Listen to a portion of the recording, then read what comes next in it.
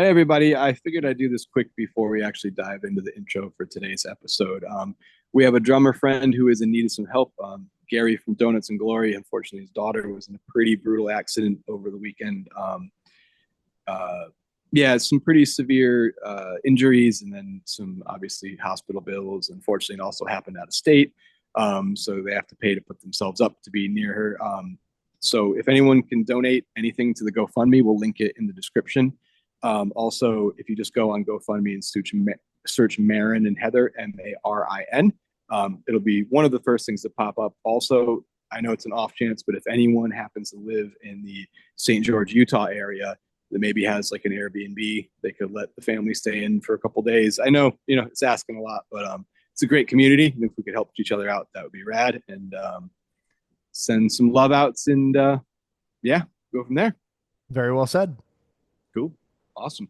Well, on a happier note, I guess. Yeah, we got an episode. We got a long episode. 2 hours. 2 hours with Rhino. More like Yeah. Rhine, yes, right? Not Rhino. Right? Yeah. Yeah. You sure you don't?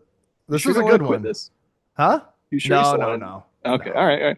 Yeah, no, it was good, man. This was like I don't know, it seemed like a bunch of buddies just sharing stories. It was cool, and I think it sets the tone for future guests. Of might not always actually be a drummer. It might not be someone who's like currently in a punk band. It could be someone from like the metal world who was influenced by punk. I don't want to limit it, to a certain straight line of a description of an idea. Like I just want this to be all encompassing and fun to listen Yeah. to. Rhino is our first non-drummer, but he is a drum tech and he understands drums, as you will find out in this interview. It's very interesting. Tons of really great stories. He's been everywhere. He knows everyone. And so yeah. It's a good one. He also has a couple things that he makes. You got some over there? Yeah, man. I've got these sleeved washers that he makes. Sleeved washers made by Hendrix Drums. I can put it right up here on the screen for those of you who watch YouTube. Oh, you got green ones? Yeah, I got green and blue. Ooh, Yeah. those are good. Those are Yeah. good ones. So check those out. Those are awesome. That's all. Yeah. They definitely have increased. Like again, I know I said this a bunch of times. There's not a lot of products that I actually back, but this one has been crazy of just like throwing them on my tension rods and my snare drum and not having to retune. And I know you've mentioned before that you can definitely knock some bottom lugs loose and stuff. These things are Oh yeah, all the they're great. time. So again, we will eventually just force Rhino into sponsoring Yeah. our podcast. So Well, it says here they produce smoother and more accurate tuning, eliminate all metal on metal contact, enable lower tuning without any rod rattle, protect chrome on hoops and tension rods, fit standard die cast and flanged hoops. That's all I'm going to say. and I'll add one more thing and then we'll move on. If you have an older drum kit, this helps. Like I have an old Ludwig and it seems like the tension rods are always at a slight angle. This lines everything up perfectly. It gets rid of a lot of like those old lugs have the springs in them. There's no more rattle. They're great. Anyways, I don't want to push it too hard. And we have a sponsor. Yes, we do. Rhythm and Roast Coffee Company. Don't eat it. They're beans. Now, you know what? Hey, if you get some Hershey's Kisses and a coffee bean, put them together, eat it. It's amazing. How about some Matthew kisses? Sorry. Those are pretty good too. I've heard only rumors though, but Yeah. So I use my Rhythm and Roast coffee mug for holding pens and stuff. Pens and remotes and whatever. I keep it on my desk up here. yes, I usually have my mug, but I decided to wash it for once. Yeah. Hey, and what's their website? They are rhythmroastcoffee.com. rhythmroastcoffee.com. Check them out. Their coffee's amazing. Yeah, I'm You'll just love looking to it. make sure I got it right. Yes, I got it Yeah. right. And if Yeah. you have really good eyes and a steady hand, you can scan that QR. I'm just kidding. If you head to the website and buy a bag of coffee, you get 10% off with the code Punk Rock Drummers. Matt, if you don't have anything else to say, just get right That's into it. it. Yep. Rhino, Here we go. buddy.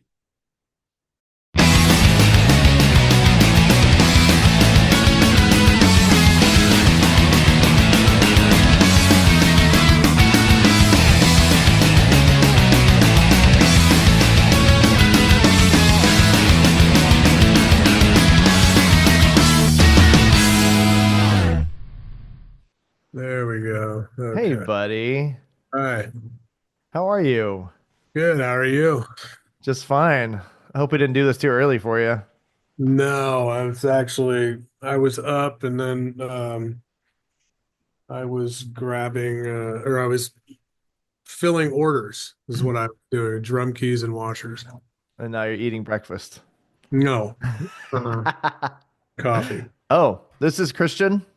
Good on, He man. How is are you? he's doing this How you doing? podcast with me, Awesome. and he's a huge asset to the show. He makes it better. So, As soon as you Badass. started saying ass, I was like, where are you fucking, how are you going to finish this? He's just an asshole. It's fine. Let me grab my phone real quick so I can turn that thing off. Hold on. go for it. How considerate.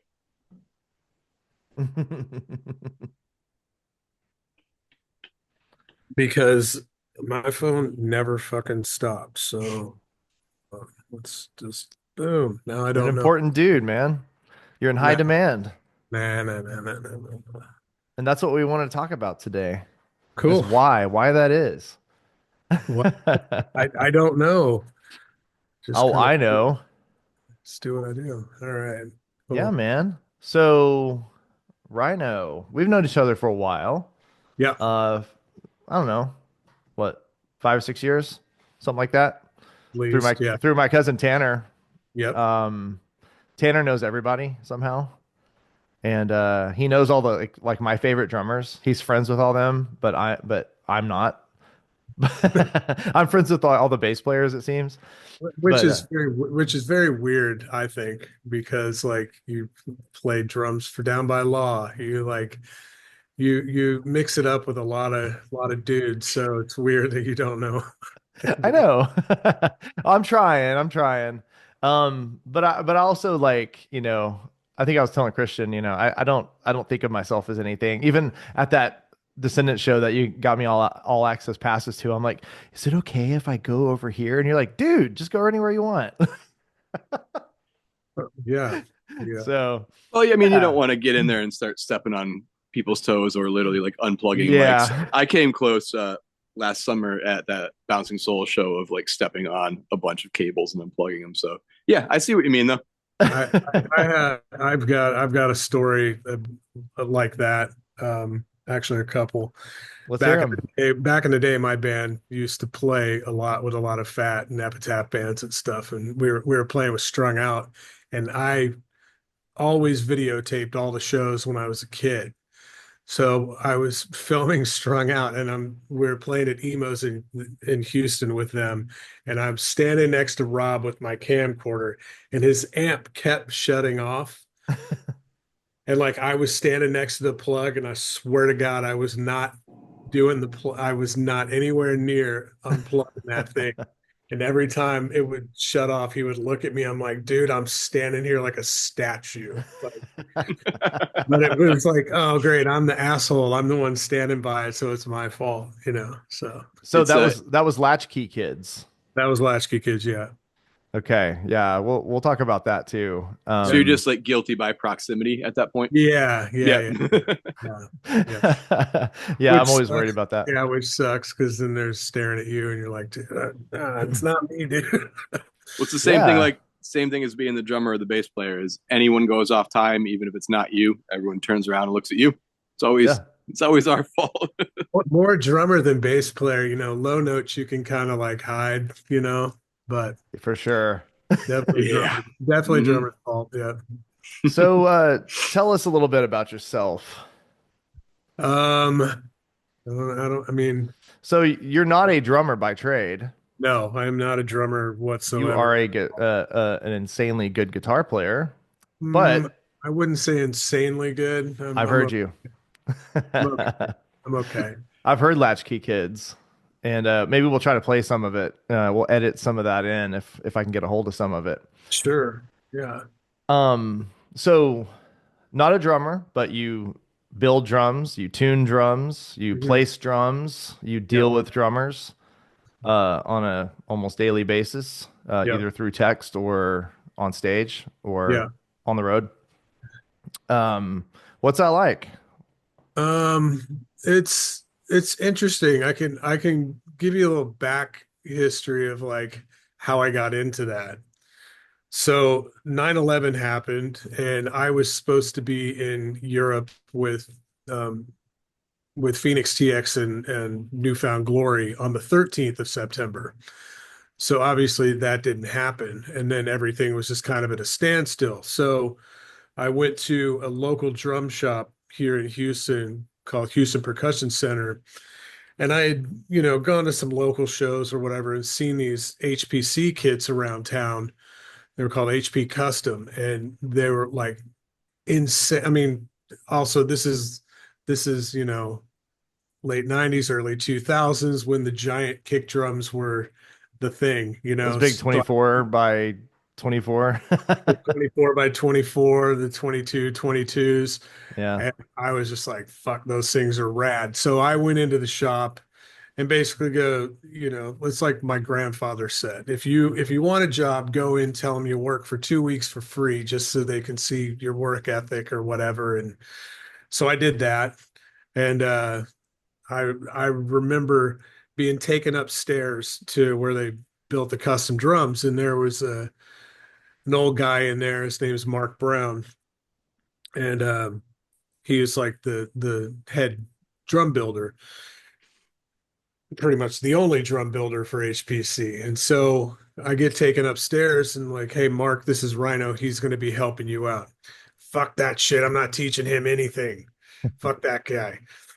I just kept coming back and coming back every day.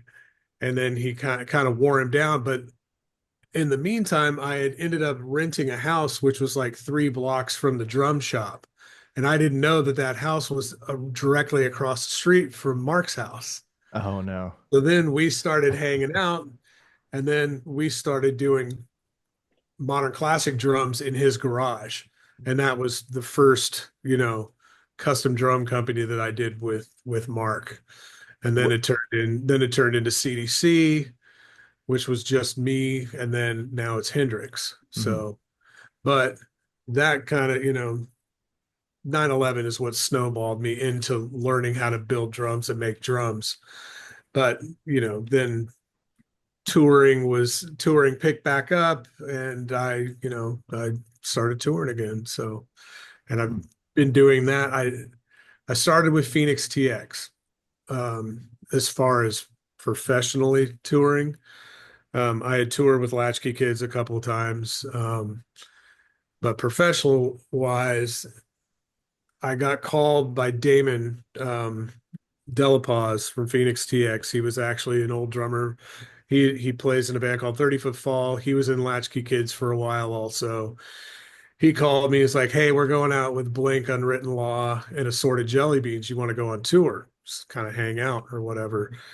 And I go, "Sure." So I went to the show in Houston. The next morning, they picked me up in the airport shuttle bus, and I got in the shuttle bus and I go drive. So immediately I was driving, which turned into me teching and setting up and stuff. And those dudes like to party and drink and smoke weed and stuff. And I was more focused on setting up and Allegedly, right? Allegedly, they like. allegedly, yes, allegedly. Now, yeah, completely like kind of straight edge now, but yeah, I partied a little bit back then, but yeah, at the time, Mark Hoppus from Blink 182 was Phoenix TX's manager. So we were in Las Vegas at the joint, and Hoppus called me backstage and was handing me a bunch of contracts and goes, "You're the new tour manager." And then that was it. I've been in it ever since. What year was this? This was 1998. Oh, 98. Okay. Yeah, Okay. So yeah, you've been doing it for a long time. yeah. I've been doing it for a long time. That's what started me with that. But and then drum building came a couple years later or whatnot. But yeah, I've been doing that forever now. So I wanted to ask, man, if we can backtrack a little bit, is how the nickname happened? the nickname happened when I moved to Houston. I went to boarding school in Massachusetts at a small school called Valley View in North Brookfield, Mass, where I did not have a nickname aside from like, fat ass or, something stupid. like that. And then when I moved back to Houston, there was a bike shop called Derry Ashford Schwinn, which was near my house, like literally across the street from the high school I was going to. And went in there. Hey, I'll work for 2 weeks for free. I'm You seeing a know, pattern. yeah, I'm seeing a pattern. And I got the job, and my head was shaved except for my bangs. I was a skater, and they're like, we're not going to call you Unicorn. That's kind of, I can't say it anymore, but we're going to call you Rhino. And I'm like, okay, so Rhino is just stuck since I was, I want to say 17 years old. So it's just been Rhino ever since. Well, and I think it's really fitting too because of your work ethic and you're kind of a get things done kind of guy. You know, that's kind of how I was like, yeah, the name really fits him. You're a big guy, you get stuff done. Perfect name. Yeah, I mean, when it comes to work, it's always work first. Yeah.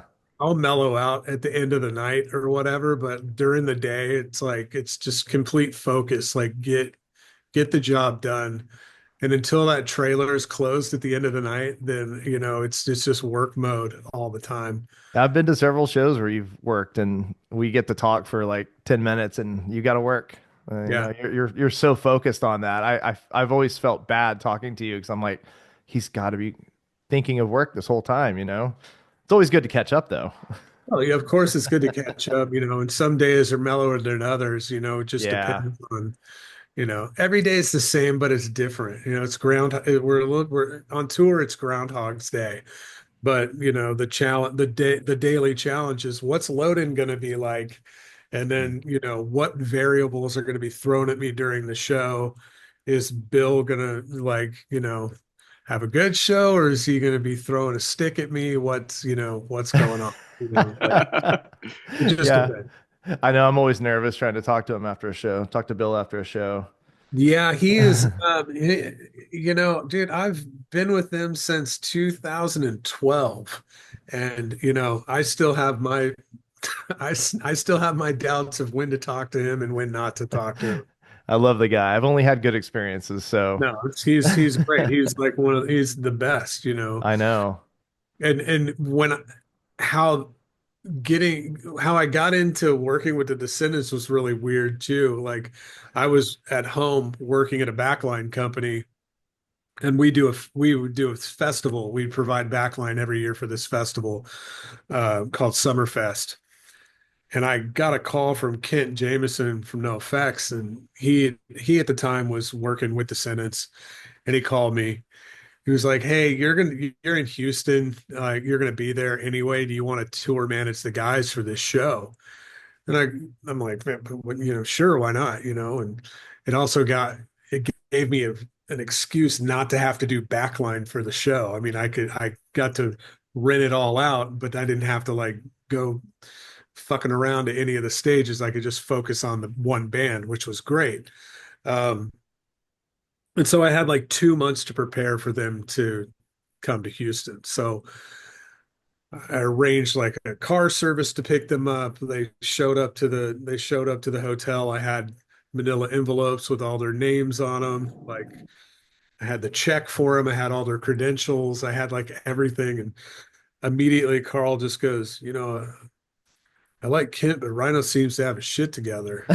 Whatever. It's like, it's like, okay, well, show happens. And it was interesting too, was because the night after the show, Deedle and all the dudes were there to do a screening of filmage Mm-hmm. at the hotel room. So I got to see all the, before everything was cut down, kind of Yeah. just the whole thing. So it was pretty cool. And then next day they went away, and I didn't think anything of it. And I think maybe a week or two later, Bill called me out of the blue and was just like, "Hey, we want you to be our tour manager." And and the first thing I said to him was like, "Okay, well, tell me everybody's idiosyncrasies. Like who can't room with who, what's the dynamic, blah blah blah." I'm new guy walking into a band that's been around since the late 70s. So Mm-hmm. you want to know who to keep away for, because at the time we were sharing rooms. Right. So I needed to know like who roomed with who, blah blah blah, get the whole dynamic of the band. And now we all get our own rooms. So You we got don't your do answer.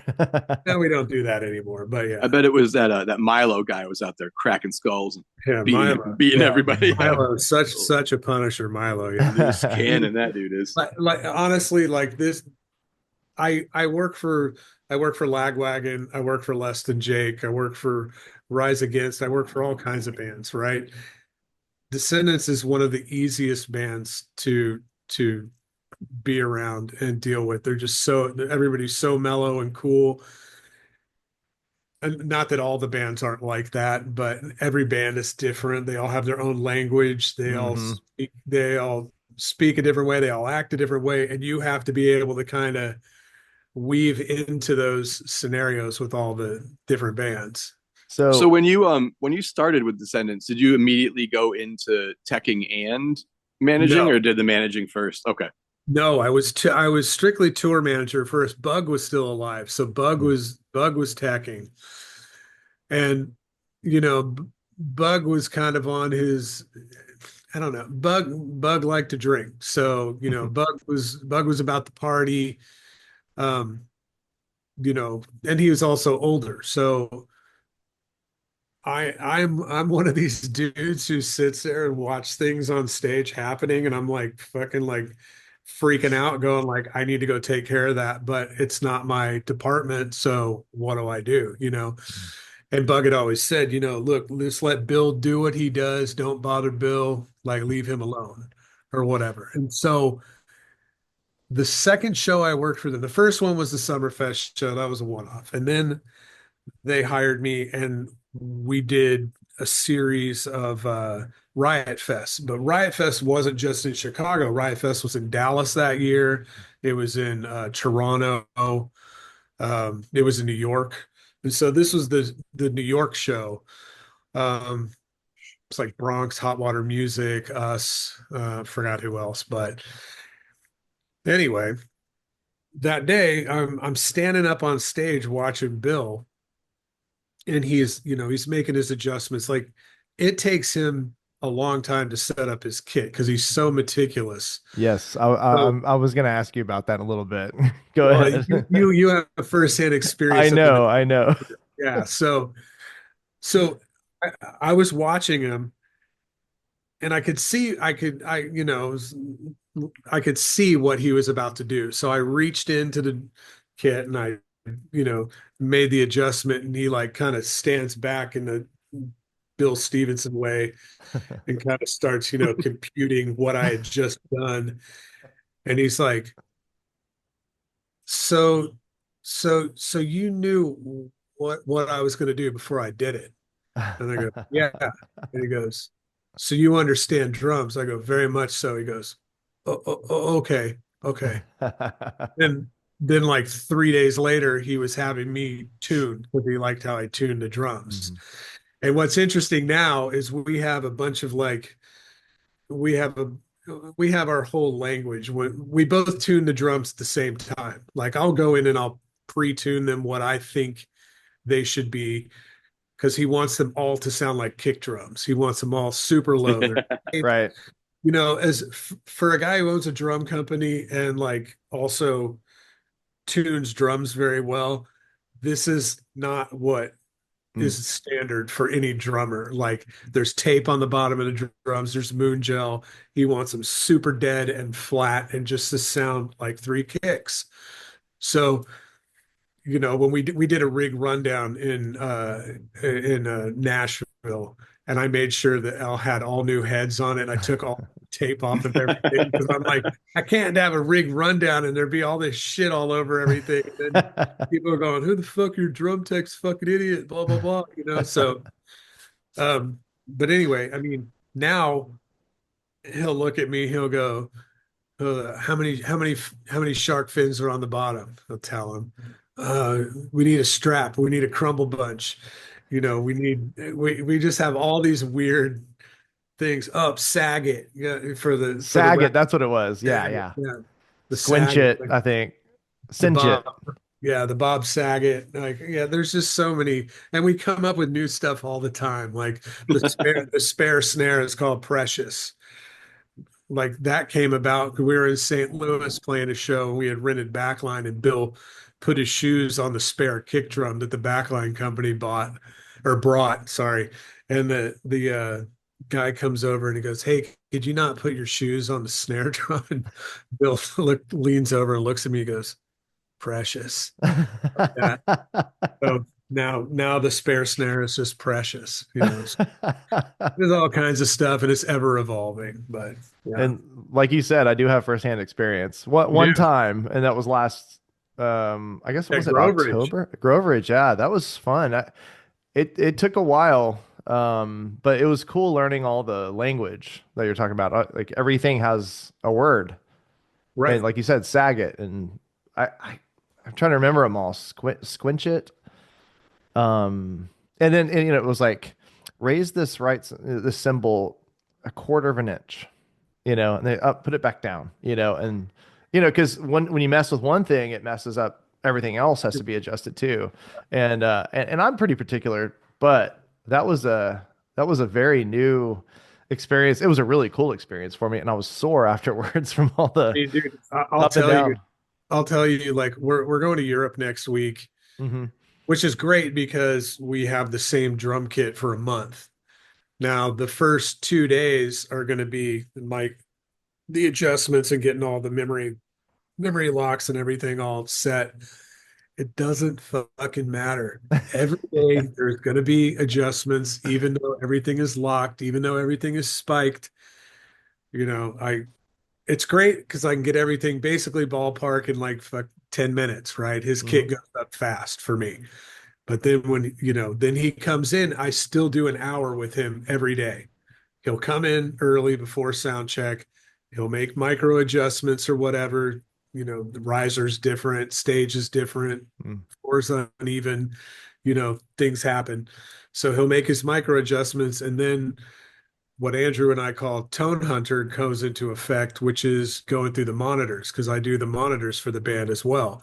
So turn everything off, kick drum, listens to the kick drum, make these adjustments, and we go through one at a time for everything for his drum mix. And then when the band comes in, then we make even more adjustments. So, every day is at least an hour, if not, a bit more to get everything perfect for the show. Because he wears his in-ears and then he wears the shotgun headphones over it for isolation. So he wants it to sound like his basement, Right. which is funny because I guarantee what's going to happen is because he and Carl practice like 3 hours a day, 5 days a week. Mhm. So it's funny after we've been off for forever now. We've been off for a long time. This is our first tour back this year. So the first thing he'll say is he'll come out, he'll get on stage, he'll put all his shit on, and he goes, "It doesn't sound like the basement." Well, it's like, oh shit, you're in a fucking theater with like a 30-foot high ceiling now. It's not your basement. So then the long day of hunting begins. So, Mm. but it's good. We've got digital consoles that we save every show, so we kind of start from the day before and work and build off of that. So we're at a good starting point every day. Yeah. Now, So do you find your, oh, I go ahead, would man. say the only thing that really changes is the venue and its Right, acoustics. right, Yeah. exactly. Yeah. Yeah. Go ahead, Yeah, Christian. I mean that's actually exactly what I was going to ask is like, can you remember a particular room that was just insanely difficult to get a good sound in? I mean, we have a venue by us, or used to, that was sort of L-shaped, and no one sounded good in there. It Oh, was just like it was one of those things. But you remember a particular spot that you're just not in particular. It's really like when you get over into like when you start doing like festivals and stuff and you're playing, you know, like big convention centers or whatever. They're just these vast, huge rooms that are pretty much just like being in a barn, you know what I mean? yeah, Like, yeah.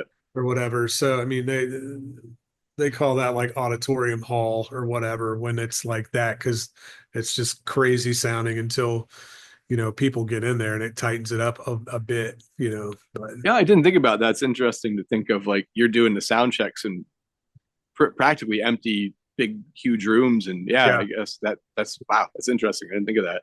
yeah. I saw you guys. I think it was 17 or 18 at Mhm. Higher Grounds in Burlington, Vermont, with Uh, Pavers and Wilhelm Scream. oh yeah, yeah. Um, Yep.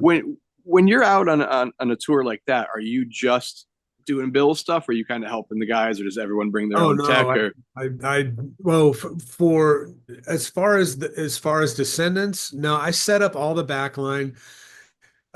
Stefan is very particular and Carl very particular about their guitars, so they changed their strings. It was funny. Stefan got COVID on one of the Circle Jerks tours last year, and so immediately he went into hibernation mode as far as getting away from us. So he was loving it because he was in hotels and flying every day to the show. He wasn't in the bus or any of that. He would come in, do sound check, leave, go to the hotel, come back, play the show, bail. But it was funny that one of the first days he's like, what he typically does is after he sound checks and then he changes his strings, which is kind of opposite to me. I kind of feel like you want to break those things in a little bit, but whatever. And so he goes to grab his guitar and he's sitting down on the back of Bill's riser like he does, and he just does it in his lap kind of thing. And I grab his guitar from him, I go, leave. And he goes, but I got to change my strings. I go, I can change your strings, but you got to stretch them, right? I'm like shaking my head, going like, dude, I guitar tech for Fletcher from Pennywise. I guitar tech for fucking Chris and Roger from Less Than Jake and all the Lagwagon guys. I think I got your guitar. I think I can do it and change your strings and stretch them, and I know how to do all of it. So yes, not only do I do drums, but I can do guitars. now, would you like tech for the other drummers though? No, I mean, I No, don't, okay. I don't need, I don't really need, well, I do have a problem with like, I used to walk around Warp Tour and phantom tune everybody's drums. They'd leave them in their tent and I'd be like, oh, that sounds like shit. And I'd go and tune them up. I was notorious for doing that. But, I don't really need to do Nick from, I mean, the professor from Wilhelm Scream. He owns Wind Right. City Drums. He's fantastic. And I love touring with Wilhelm because me and him drum nerd, like at the end of the show, we'll just sit around, talk about drums and building. And so, it's great touring with Wilhelm. Love those dudes. Yeah, we'll have to get him on for sure. He's fantastic. Yeah. Yeah, I thought it was cool to kind of approach it, because normally we talk to drummers, but you Yeah. build drums. So you said you started with CDC, is No, that correct? I started with Houston Percussion Center in Houston. Oh, okay. And then what happened was the shop moved. I mean, immediately as soon as I rented the house, the shop moved, of course. Yeah. Always.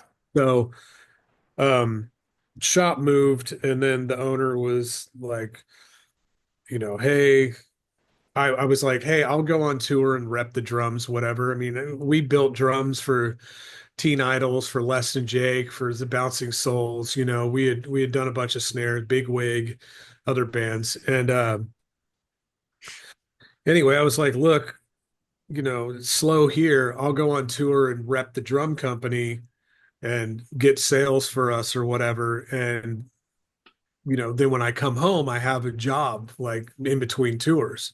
Yeah, that sounds good. Okay, cool. I get home, there's no job when I get home. So I'm Hmm. like, well, fuck you then. And Mark and I had been tinkering around in his garage. So we started Modern Classic Drums in his garage. Okay. And that's how Modern Classic started.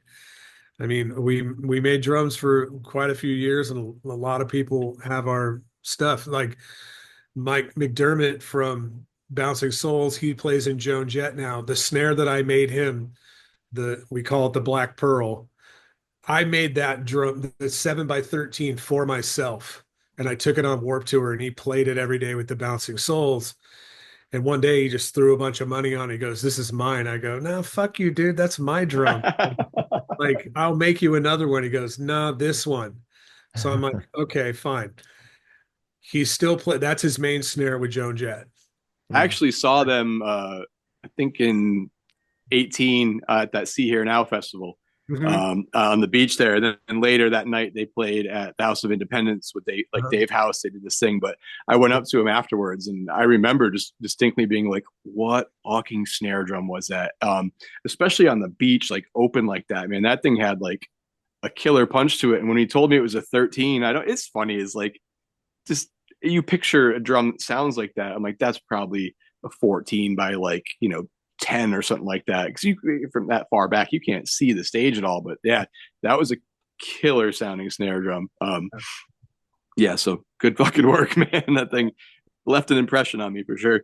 Yeah, I mean, and I've made him a couple more that are same spec, different finish or whatever. But yeah, that's his backup. And he sent it back to me a couple, God, it's probably been like 3 or 4 years now. He sent the Pearl back to me and I touched it up and, fixed the edges, just, made sure it was all up to par or whatnot, changed out the tube lugs and things like that for him. But yeah, and I mean, Matt's main snare is an 8x14 that I made the Cubert. Yeah, I love the Qbert.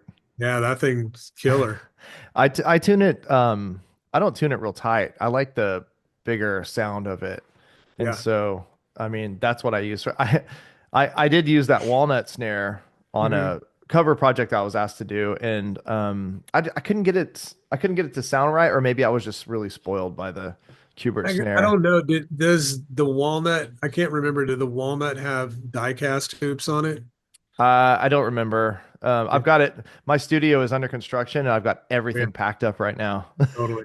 I'm I getting a think new it has studio. I mean, I've come into situations where, I was in the studio with Sean Sellers, and I was like, I'm going to bring this 3 millimeter brass with these cast bronze hoops. This thing's going to be killer. Blah blah blah. I hated it. It sounded terrible because So the metal so the rim can yeah, cause it. Okay. The yeah, quality. the die cast, like, yeah, it's great. It focuses it and stuff like that, but a solid cast hoop is crazy. It makes it sound like you're just hitting concrete. It doesn't let that drum breathe or whatnot. So Mm, you I would change the hoops out to like 2 3s or whatever, and that'll help with the drum breathe a bit more. right. It's crazy that something like that. Just what a hoop. I don't ever think about that. What the hoop is made of. You Mhm. see wood Is hoops. that You a see. Yamaha back there?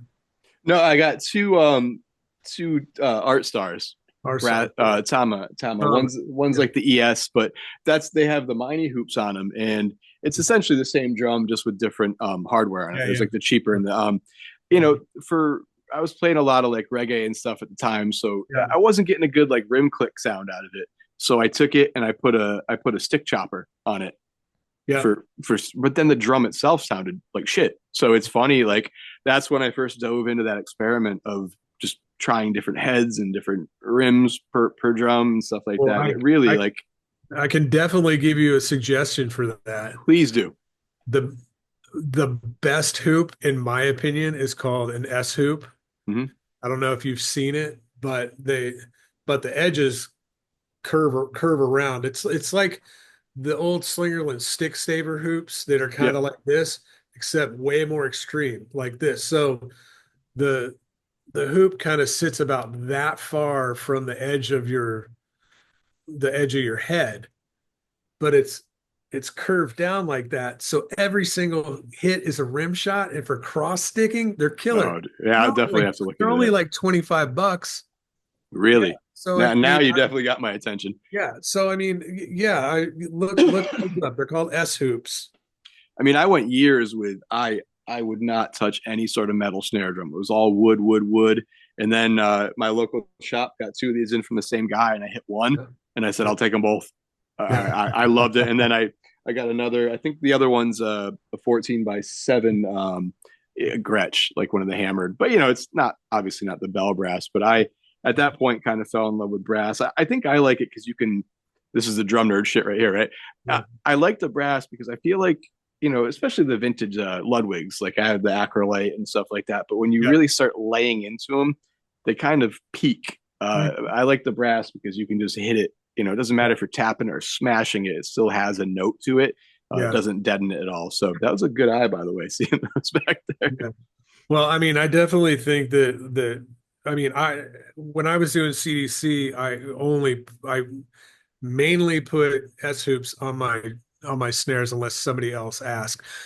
And then when I started doing Hendrix, we just went to pretty much 2.3s and then die cast if somebody wanted those or whatever. But yeah, for a while it was I only used DW mag 5, like 3 position butt plate and the mag throw offs because Yeah, those are hands down the best throw offs ever because you got that basically a stick shift on the side of your drum. So you got yeah, 3 tunings at your fingertips and with the S hoops and sleeve washers, like I felt like I had the best combination and gave the drummer the most options that yeah. they could possibly want, I love the three.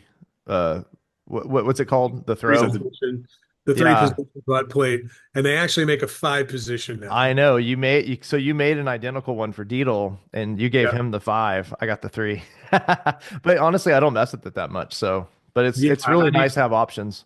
the 5 is basically, I would say micro adjustments, really. Uh-huh. Like, Are they similar to the trick throw offs in the setup, or no, not at all. I? I personally don't like the trick. The trick is too big. It sticks out way too far. Yep, It's like a giant skin tag. yep. I I mean, had uh I had two precisions that you familiar with Precision Drum Company? yeah, Yeah, I had two that up in had New those on York. it. Yeah, they're I've, they're I, they're I've probably sold, I just sold them a set of walnut shells 2 weeks ago. oh, Yeah, awesome. Yeah, they're like an hour from my house. yeah. So They buy shells from us yeah. from us and make their kits with them. Oh, awesome. Yeah, I have two of their snares over here, but like Nice. I had to take the tricks off of them. They're too I big. kept hitting them with my knee, and then I put it in between my legs, and Huh? I could, but I Yeah. did like the sound of it for Yeah, I sure. mean, just doing this. Yeah, I mean, yeah, those are 3 position as well. They make them, they click into spot as well. Yep. But I like the mag because the mag is smooth, just throws on and then bing, bing, bing. And my first experience with those was I was at a pawn shop digging around. I used to go pawn shop hunting all the I time. love pawn shops. I know, man. And like in the back of this shelf, there was a DW Edge snare, like Oh, buried. I'm like, pull it out. I'm like, black glass glitter, you know, tank of a drum. And was like, I'm looking at the price tag of $325. Are you insane? So I walk outside and I call George over at Rock and Robin Guitars, and I'm like, George, what's list on a Edge? He goes, oh, 625 or whatever. I go, all right, cool. And I bought it immediately and added that to, it's weird. I have a lot of snares. I've got a lot of kick drums. I don't have any toms of my own, and I don't play any of them. They're just in my storage unit. But interesting story, about the big kick drums and stuff. I know people, I mean, fuck, McDermott sent me a couple of his Dark Horse kick drums for me to cut down and stuff like that. Nobody likes the big stuff anymore. But Hmm. when I moved to LA to when I was working with Sparta, I moved to LA and they were at West Beach mastering their porcelain record. And Green Day was doing American Idiot next door in Studio A next door. And brought some of my drums to Mike Fasano, the drum tech, who was doing the Green Day record. I brought him some of my stuff to put in his locker because he was like, yeah, you can put your drums in my locker. And I brought him my 24 by 24 inch kick. Trey saw it and was like, what the fuck is that thing? So they sampled my kick drum and put it on like 6 songs on American Idiot, Wow. from what I was told. That's Fasano told me that. I Yeah. wonder if it's one of the like you know how if you're who's ever familiar with that album, there's some slower songs, like boom, da, but has some those big kicks. I wonder if that's what it is. He told me on a couple songs they blended a 22, 24, and like a 20 and a 26. So they blended 3 kick drums to make that's probably one of the songs you're talking about. Yeah. Yeah, yeah. I think it's called We Are the Waiting or something like that. Very like big kick. And Mhm. it just sounds different than the rest. And I wonder if yours is on that. I would imagine. I mean, I don't know. I remember seeing like there was like studio footage of them in the studio. You could see the drums like stacked up in the back. Mm, So this is yeah. interesting. Well, I got these yesterday. Hey, there you go. Yeah. Sleeve Yeah. watch. These are awesome. I haven't put them on. Like I said, everything's all of my stuff is well, I do have a drum kit set up in the back room because I'm trying to finish some stuff. I'm doing a solo album thing with Dave Smalley and Yep. Sam, and I'm trying to get it finished. But I was gonna put everything back up in my back room, but I'll put these on as soon as I can. So Nice. talk about these a little bit. These are awesome. Yeah. So the sleeve washers are essentially replaces your standard washer on a tension rod, but it keeps any metal on metal from happening. So you get no, if you're in the studio and something gets loose, you don't get any rod rattle or Mm, anything like that. Getting picked up on the microphones keeps your tension rods straight. It allows more fluid tuning. Just it's great for vintage drums that are, kind of hard to tweak on and stuff like that. But yeah, I mean, it's a very simple, effective, cheap way to help with your drums and your tuning. It also, we don't call them locks. They're not locks, but mm, the research and development that we've done and like all the feedback that we've gotten from everybody is, I mean, I recently got weird one because me, most of the guys are punk and metal drummers who use sleeve washers. mm, However, you know, R&B dudes use them. Brian Fraser Moore from Pink uses them. I just uh sent washers up to Canada for Our Lady Peace, mm. and that dude got them. And I was like, I followed up with him. I go, hey, did you get your package? Just wondering, blah blah blah. He goes, dude, I played a 90-minute set and didn't have to go in for any corrections. Wow. And then Gordy from Frenzelrom in Uh-huh. Australia. During COVID, I sent Gordy. Obviously, nobody's playing any shows or doing anything, but I sent Gordy a bunch of washers.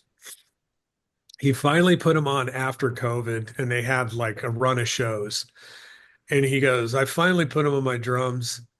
We played 3 shows, and I didn't tune them once for the 3 shows. That's I went to amazing. studio. I went to Cameron Webb's studio with Sean Sellers to do the 22 record, and I mean, literally didn't touch the toms for 3 days. Mm. I mean, the snare we would go back in and touch up in the afternoons or whatever, but for the most part, we didn't have to mess with them. When I did the pulley record with Sean, the same thing. We didn't really have to mess with any corrections or anything like that. So they do work, you know. Well, I'm definitely looking forward to mine showing up. I just over the past year, I've been piecing together this like a bowling ball blue Ludwig kit. Yep. Like the kick is a 24 from like the 80s one that has that weird graphite paint on the inside. Oh yeah. The 10-inch, the 10x9 is I think it's a thermal gloss, but the floor is 14 by 14. And that one has that white painted interior and the re ring. Was that the 50s, 60s? Yeah, yeah, 56. And man, I can't wait for that thing to not have to tune it every time I play it, and the rattle from it and everything. So that's why I got blue, so I could throw them in there with it, man. I'm looking forward to it. I can't. You should be getting them soon. I mean, that's one of the reasons, like, Matt hit me up about it, and I was like, well, I was being lazy on the couch. I'm like, "Ah, fuck, I need to put these things in the mail like ASAP so they, like at least can have them for the show or whatever." So Dude, I which just will probably appreciate it. show up today or, probably today or tomorrow, I would imagine. I'm not sweating. I just told Matt I just retuned everything, Yeah. but this is the one that gives me the most problems. Yeah. Typically the other two, I have an 18 as well that stays pretty well, but I don't know if it's just that drum Well, is a I little mean, finicky, but I'd be interested for your feedback too, oh, So absolutely, man. Yeah, definitely. yeah, I mean, I sent a bunch of red washers to Ray Luzier from Korn, his tech. And so yeah, it's pretty neat when you get to see dudes doing rig rundowns and you see your washers on their kits and stuff. And yeah, it was what's even cooler is when a lot of descendant shows when we do fly gigs and stuff, we don't obviously we use backline or whatnot from various backline companies. And one of the first times we did a pumpkin, I think it was a pumpkin drublick in Asbury Park in New Jersey, and the company they brought like the wrong size floor tom for Bill. I'm like, dude, I gotta have an 18. Can you get me an 18? And so the guy's like, yeah, I'll go get it. So he went and got it. He comes back, and I'm looking at the floor tom and it has sleeve washers on. I'm like, holy fuck, like out in the wild. There's a nice shit out in the wild. Like I don't, so it's kind of cool to see that. Like we were on the Flogging Molly's cruise and I brought like the backline tech. I gave him some samples and then my mind didn't snap to who was providing the backline. Atlanta Backline is on all those cruises. And the guy's like, here's your kit for the day. And I go, oh, orange sleeve washers. That's Brian Akers' company. That's Atlanta Backline Company, the Backline Company. So pretty funny just to, see that out and about. Well, yeah, dude. I mean, I've been by trade, I'm a tattoo artist, and it's so funny. Is like I see my work everywhere, but I did a couple shirts for the Beach Rats. It's Yeah. like those guys, the I do know little the super group there. And I I'm remember very being at a aware of show the beach once. Yeah, yeah. I remember being at a show and like looking out in the crowd and seeing the T-shirts that I designed, and that for some reason blew my mind more than people letting me permanently alter their bodies forever. So but it's a cool feeling of. Dude, it's crazy. And like, speaking of beach rats, I worked for Bad Religion for a long time. That and Brian Baker, all those dudes are like really good friends of mine. Like Oh man, It was Brian Baker's birthday the other day. So we texted back and forth a little bit. And it's funny, I was in Australia recently and Beach Rats drummer Dubs was there. I love that dude. Dubs Dubs is is Dubs he, is rad, dude. He just like he's there because he works for Coldplay. He works for a company like him and DJ, who both of them work for the Bouncing Souls. They fly. They Coldplay has A and B rigs, so they fly before a show, and then they tarp off like sections of the arena that aren't being sold or whatever. So oh, seen Dubs in Europe twice, like just randomly, like I'll get a text, hey dude, are you in town? Can I come hang out? Like, yeah, dude, totally. He was in Australia when I was there with Les and Jake last year. that's So yeah, awesome. Oh, it's by fun. the way, Keeneland, I talked to Brian the other day. He said hello. Oh, awesome. Yeah, The those dudes are the buddies, man. manimal. Yeah, the manimal. Yeah. Dude. So They I was curious about you we talked about working with Bill, but you work with Dave Ron a lot, Flagwagon. I work with Um, that a lot, yeah. yeah, what's it like working with Dave? He's someone that so Tanner, my cousin, he and they're good friends, but I have Yeah. never spoken with him, and I'd like to get him on the show at some point. Bomber bases, maybe. Well, Give little Joe and so, Tanner a little shout out right there. yeah, so I'm gonna buy it's one. I'm buying one. are you really? Told little Joe I'm gonna buy one. It's Yeah, so funny because I'm in the group chat with Joe and Tanner, and yeah, I don't really need to be there. I'm there sure. for like comedic relief or I don't know. It just happened that way. And so I Yeah. talk to Joe every day, and I Yeah. know they played. He and Dave played RKL last night. Yeah. San Cigar Francisco. played too. Cigar Yep. played too. Yeah. Yep. Yeah. So I didn't know if you did anything with RKL or if it was just Lagwagon only I as far don't. as Dave bands. Yeah, I mean, fuck, Latchkey Kids played with RKL back in the Hmm. early '90s. I mean, I love RKL, but I don't do anything with RKL. I do Lagwagon, probably for budgetary reasons. You Right. know, also geographically challenged being here in Houston and not in California. So, Right. it just makes more sense. But yeah, so Sean Baumgartner, our front of house guy for Lagwagon, he does RKL stuff. So Okay. he gets the best of both worlds. I get to watch from afar. But yeah, I mean, I text with little Joe a lot. I mean, he is when I'm out with Lagwagon, I hang out with LJ, and I mean they're all rad to hang out with, Hmm. but pretty much LJ and Dad and Joey are my hangs. Yeah. You know, so So yeah, Bomber Base. That is my cousin Tanner Leeser and little Joe from Lagwagon. That's their bass company, and I mean I've seen it from the get go, and I know every little thing that goes on, and man, Tanner, his artwork is just amazing. I know Did you see? Well, I've seen it. okay, okay. I know, yeah, I've seen it. I I say mean, no it's more. a good time. Well, it's funny. It's funny, dude, because like I kind of tell this to my girlfriend. Like, I go, some of the shit that comes out of my mouth, like if I was like just a random person hearing, I go, that dude's a fucking liar. You know what I mean? Like, there's no way. It's kind of I mean, yeah, it's, yes, I've seen the new RKO bass that's coming out. I get like, you know, I I get demo tracks from bands and stuff all the time Hmm. before they're out. And, it's like, what do you think of this? It's cool. It's kind of cool to be able to get a little inside scoop and pregame Yeah. before things actually happen. For sure. I mean, I'm seeing everything Tanner does and Joe does, I'm seeing it as it happens. Like, Yeah, and it's just such a cool thing. And I really hope that it takes off and yeah. become something big, and they can support themselves with it. It's just what a cool idea, you Oh, it know. totally is. And it's funny when I was talking to Lil Joe the other day. Like we're texting back and forth and sending pictures and stuff. And I'm like, dude, I want one. And he's like, well, they're not cheap or whatever. And I go, bro, I'm not a tire kicker. It's a custom thing. Like I've been building drums, forever.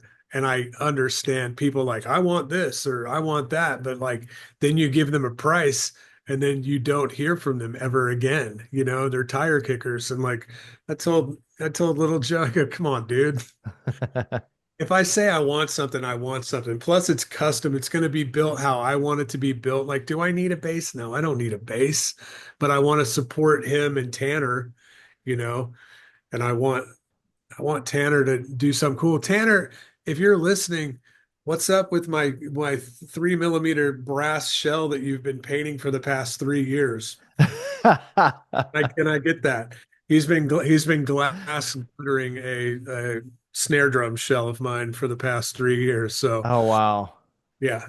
Oh, you Wow. mean this one right I didn't here know that I about have? That one right there, the one you got. it. Yeah, the one you got. Yeah. Yeah. I didn't know about that. I'll have to I ask him love about it then. I love the reverse headstock. Yes, the reverse I headstock is fucking absolutely love so it. cool. That's what kind of like I was like, oh, I gotta have one of those. It's amazing. Yeah. Yeah. Yeah, I noticed it kind of is jarring when you first look at it, but it's really cool. Oh, it's like rad. Yeah. Well, Super it's just so cool. different, you're expecting it to be on the keys, I guess, tuning Yeah. keys to be on the other side but it gives such a cool look to it. Dude, And I've always wanted to do a reverse body jazz bass with a telly headstock. I think that would look so cool. I mean, I'm not good enough to play those upper frets anyway, so that losing those little reach makes no difference to me. But Yeah, I love nerding out about all this stuff. This podcast is saving my marriage, so my fucking poor wife doesn't have to pretend like she wants to hear me talk about fucking tuning lugs Yeah, and tension rods. I mean, all that stuff. It's awesome. yeah. They pretend to be interested, but they're not. Dude, she's great, man. I remember one year I was just going on and on about, I can't even remember what it's called. It was the Rickenbacker guitar that was shaped like the bass. I can't remember what they Oh, were. yeah, yeah, yeah. And she actually, like, dude, she went out, she hunted one down. I have a good friend of mine that works at a guitar shop. She brought it to him, had the pickups rewound at their vintage specs. Like, dude, I got lucky. Nice. She's rad. I got a rad one. So, anyways, I digress. Yeah, and so does Rhino. Yes. I was talking about a rad guitar, not my wife. Shit, we can edit this, right? No. You know what I was talking about. Hey, I'm gonna step out just 1 second. Someone just pulled up. Can y'all continue the conversation Yeah, just yeah, for a Sure. second? All right, I'll be right back. yeah. So man, I got nerd questions here. Yeah, please. Who's got the most difficult, out of, so you did stuff with Josh Freeze, Yeah. Dave, Bill, out of all those guys, who's, not them personally, but whose kit is the hardest to work with? Bill's a three-piece kit, but all the adjustments and things like that, it's like sometimes it just like it's maddening at times because you're like, one problem that I have is like I want to be a perfectionist at everything. And like if it's perfect one day, it should be perfect the next day, and then it's like, oh, I need to do this or whatever or that. And like I get frustrated with things like that. Now, the biggest kit I did was Avenged Sevenfold when I worked with Aaron Illahay. And also Jeez. when I did Tenacious D with Brooks Wackerman, like we had three kick drums, 8, 10, 12. No, we didn't have eight. Sorry. We had 10, 12, 14, 16, 18. We had a 24, two 22s. We had a gong. We had all kinds of shit. But like, but Brooks is easy. Brooks is great to work for. He's not like once you get Brooks set, he's good. I mean, pretty much every drummer that I work for is like that. Once you get them pegged and memory locked and Right. spiked and all that stuff, there's no problems at all. Aaron's kit it was interesting when I started working for Aaron. I got a call from Mike Fasano and Dione Sepulveda. Dione was or is Avenged. I don't know if he still is. I think he is. He's Avenged tour manager. Um, and then Mike Fasano, drum tech. He calls me. He goes, "Look, they called me on conference call, so it's kind of like, whoa, what are you guys calling for? What's up?" And sometimes I know when I get calls from certain people, they need me for work. So I'm like, "What's the job?" And they're like, "Look, found this kid at Hurley Studios. He was playing for some Christian band, kind of like Under Oath, called Confide. He's been rehearsing with the guys. Can you come out to Orange County and build the rig with him?" I'm like, "Oh, okay." So I flew out to Orange County. We had an 8x10 grid rig on 3-foot legs set up. And then what we had to do was set up the kit how he wanted it and place the cups so the feet could fit in and then get everything adjusted and did all that stuff for Aaron. But we had to do that on the grid and we had to do it on carpet. So we had a fly kit. And at the time, Aaron didn't have a rack. He was borrowing a pork pie kit from Mike Fasano, and it was 14 boom stands. So it was 14 booms, double kit, double Whew. kit, all that stuff. And how what drives me crazy, I don't know why certain drummers do it when you do an 8x8 and you put them together. Why are you doing the split in the middle and going like that? I go like I do a horizontal so you can get the majority of the kit on the front, split it, and then you have like a throne and a floor tom or whatever, and a little bit of stuff on the back end. So we built Aaron's grid.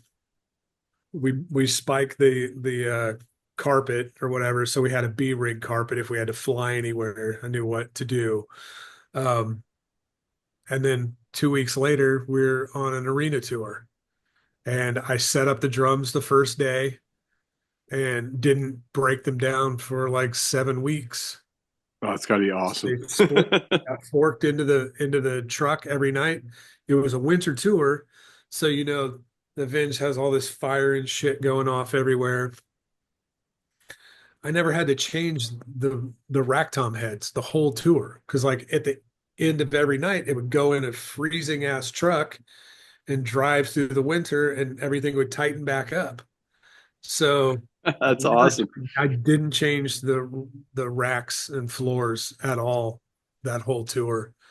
And yeah, and changed the snare heads. That's it. But yeah, I mean, that was the biggest kit.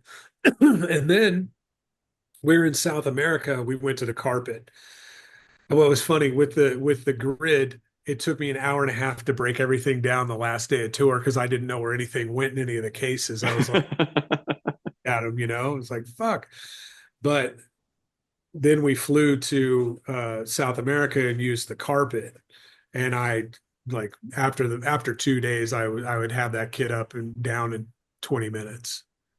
So it was easy, but yeah, it's interesting. So when we were in South America, we were Jason Berry and I, who used to be the Rev's drum tech.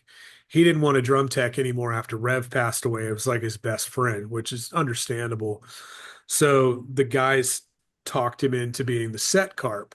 So he was doing set carp, and then I was married at the time, and my wife was over me touring. So it, I had to basically make Jason Berry go back into drum teching. I was like, please, you gotta do the kid or whatever. Aaron was like 23 years old. Right.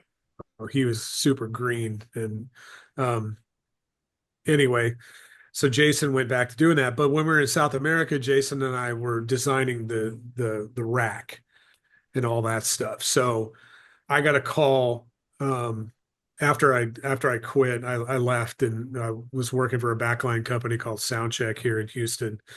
I started. I was their backline manager. Well, Dione called me and said, "Hey, we got a show in San Antonio. Can you drive in and do the show for us?" It was at a video game convention. I'm like, "Yeah, sure." And I go, "Is it the stands?" It's like, "No, it's the rack." And I go, "Well, shit, I've never set the rack up before." Oh boy. So I call Fasano and I'm like, "Hey, like, you know, you've done the rack. Like, what's the deal? He goes, "Oh, it took me, first time I set it up, took me a couple hours, blah, blah, blah." I'm like, okay. Fast forward to the show. We get to we have to do we're doing, it wasn't an overnight, but it was a late night setup. We went in at like 10 p.m. to go set up for this thing. It was for Nintendo. Well, we get there, Nintendo's running their show, doing all the lights and all of that stuff. So we're essentially setting up in the dark with one light in the back, right? Dude. So I've got to set up this rack with a flashlight in my mouth, trying to figure it out. I set it up in an hour and 15 minutes. So the only thing I didn't remember were the stackers. I didn't remember how the stackers were, so I had to call Aaron and ask him. But I call Fasano and I go, "Dude, I just did it in an hour and 15 minutes in the dark." That's why you're in demand. I will praise Jason Berry because he is like me. When I'm on a gig like that, I'm super meticulous and insane. So I have a label maker. I label everything. So everything is marked like angle wise, what it is, where it goes. Like I wanted, as long as you have everything spiked and have everything marked out, I can walk into a situation if it's like that and figure it out. I mean, it's just a puzzle. Right. Right. I'm pretty good at figuring out puzzles. Well, Sometimes like I see things or like people set things up and it's like, why is it set up like this? You have all the markings and the spike. Why is it not in the, the zone? Like I've had to retake things apart and reset them up after, that kind of is mind blowing to me. But, you know, I somehow managed to all I did was mark like the outline of my kick pedal on yeah, my carpet, and then once that's in place, I know that my floor tom, I have a 24-inch kick, so the floor tom is level with the top of that, so it's pretty easy. But for yeah, sure. but No, that's I my get that. kit, and I know what I want. So when Right. you're doing it for other people, If you're a drummer and you're playing the kit and you set it up all the time, yeah, it's like throw and go. You can just go bump, bump, bump, bump. Okay, this is cool. And I like Barnes is like that when I do Rise Against. Like he's super easy. Byron from Pennywise. I don't think Byron is very hard to do because I've worked for Byron on and off forever. So like I know his kind of vibe. Jamie Miller from Bad Religion. He's super fucking easy. I mean, I worked for Brooks for a long time. I had never worked for Jamie before, and they called me to go to Japan to do Punk Spring with him. And I was there for like 72 hours to do two shows or whatever. I've never set up Jamie, and then you're flying into a one-off overseas, nothing spiked. You don't know where anything goes. And I just looked at pictures online Mm. of Jamie's kit and like ballparked it. And pretty much he like sat down. He goes, "Yeah, this looks cool. Just bring the ride symbol up a little bit, Wow. And I like, awesome. that's sick. That's where I know I kind of, I don't know, Jedi kind of, as long as you can, I just like Bill said, you understand drums. I go, yeah, I understand them. I get it. Like, but also there's other dudes I've worked for where I worked for Tony Hajar from Sparta and At the Drive-In. And I didn't do At the Drive-In, but I did Sparta for a long time. And I made Tony's carpet, and Tony kind of played his kit kind of offset a little bit, right? So I took L brackets with the holes in them to put the spikes in. So his kick drum was in the same position Hmm. every single time, Man, you that's know. smart. So and your kit spikes. So it doesn't matter how your carpet is. Your carpet could be sideways. You're still playing your same positioning every time. Hmm. And I'll tell you what, we played a show in Arizona and we played this tiny club where I couldn't be in the venue watching. And there was no place for me on stage whatsoever. So I had to stand by a back door, that walked onto the stage. And like he's screaming at me, the carpet's crooked. The carpet's crooked. He's freaking out the whole show. And I'm like, I, I, I just didn't understand. Like, how can it be crooked when you L bracket it in? You're in the same positions and everything. I don't know, man. It's just, weird shit. It's like I say, I polish the car, I don't drive it. Right. Yeah, I was thinking of when you were talking about Barnes and Byron, such different setups. Like Barnes has a very kind of open concept, right? The way he Massive. sets up. He's a big dude. He's He is. tall. He's Yeah. really he's really broad. And I mean, you've seen on Punk Rock Drummers that I post a bunch of videos and Right. stuff I love that I those. Thank you record. for that, by the way. I mean, and I try to, I've got tons of videos, but like I'm super particular about I want them to sound good. So Hmm. series of phones. Oh Some yeah. sound good, some sound like shit, so I don't post those. Now I have the microphone for the phone, so now I strictly use that.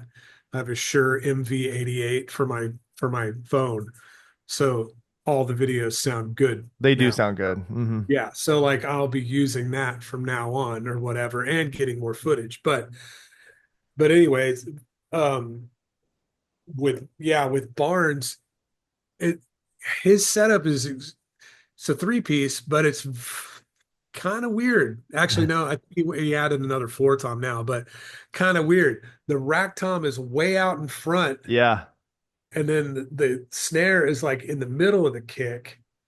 You know what I And mean? kind of low, isn't it? Isn't it kind of And it's low and well, it's offset a little low, bit?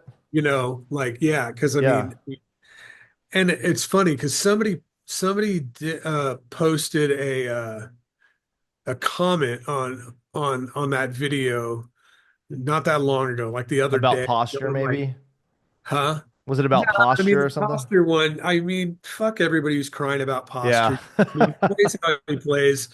I mean, yes, I mean he plays kind of low. He's big. I mean, fuck, look at John from Cigar. He is Mhm. giant. Yeah. And like we were on they were on tour with Lagwagon and us. He plays a 20-inch kick drum. Come on, dude. The guy should be playing like a minimum 22. You know what I mean? Like Yeah. he's like 6'7". He's a monster, dude. And he plays this kit and he's all like this, but he's a ripper. And that's kind of Barnes is just big. He plays low, like he hits down, right? Hmm. I mean, So powerful. he's got wrist issues or whatever, or he had wrist surgery. So like, and he wears that strap on his wrist, but Uh-huh. like, I mean, that's comfortable for him. You know what I mean?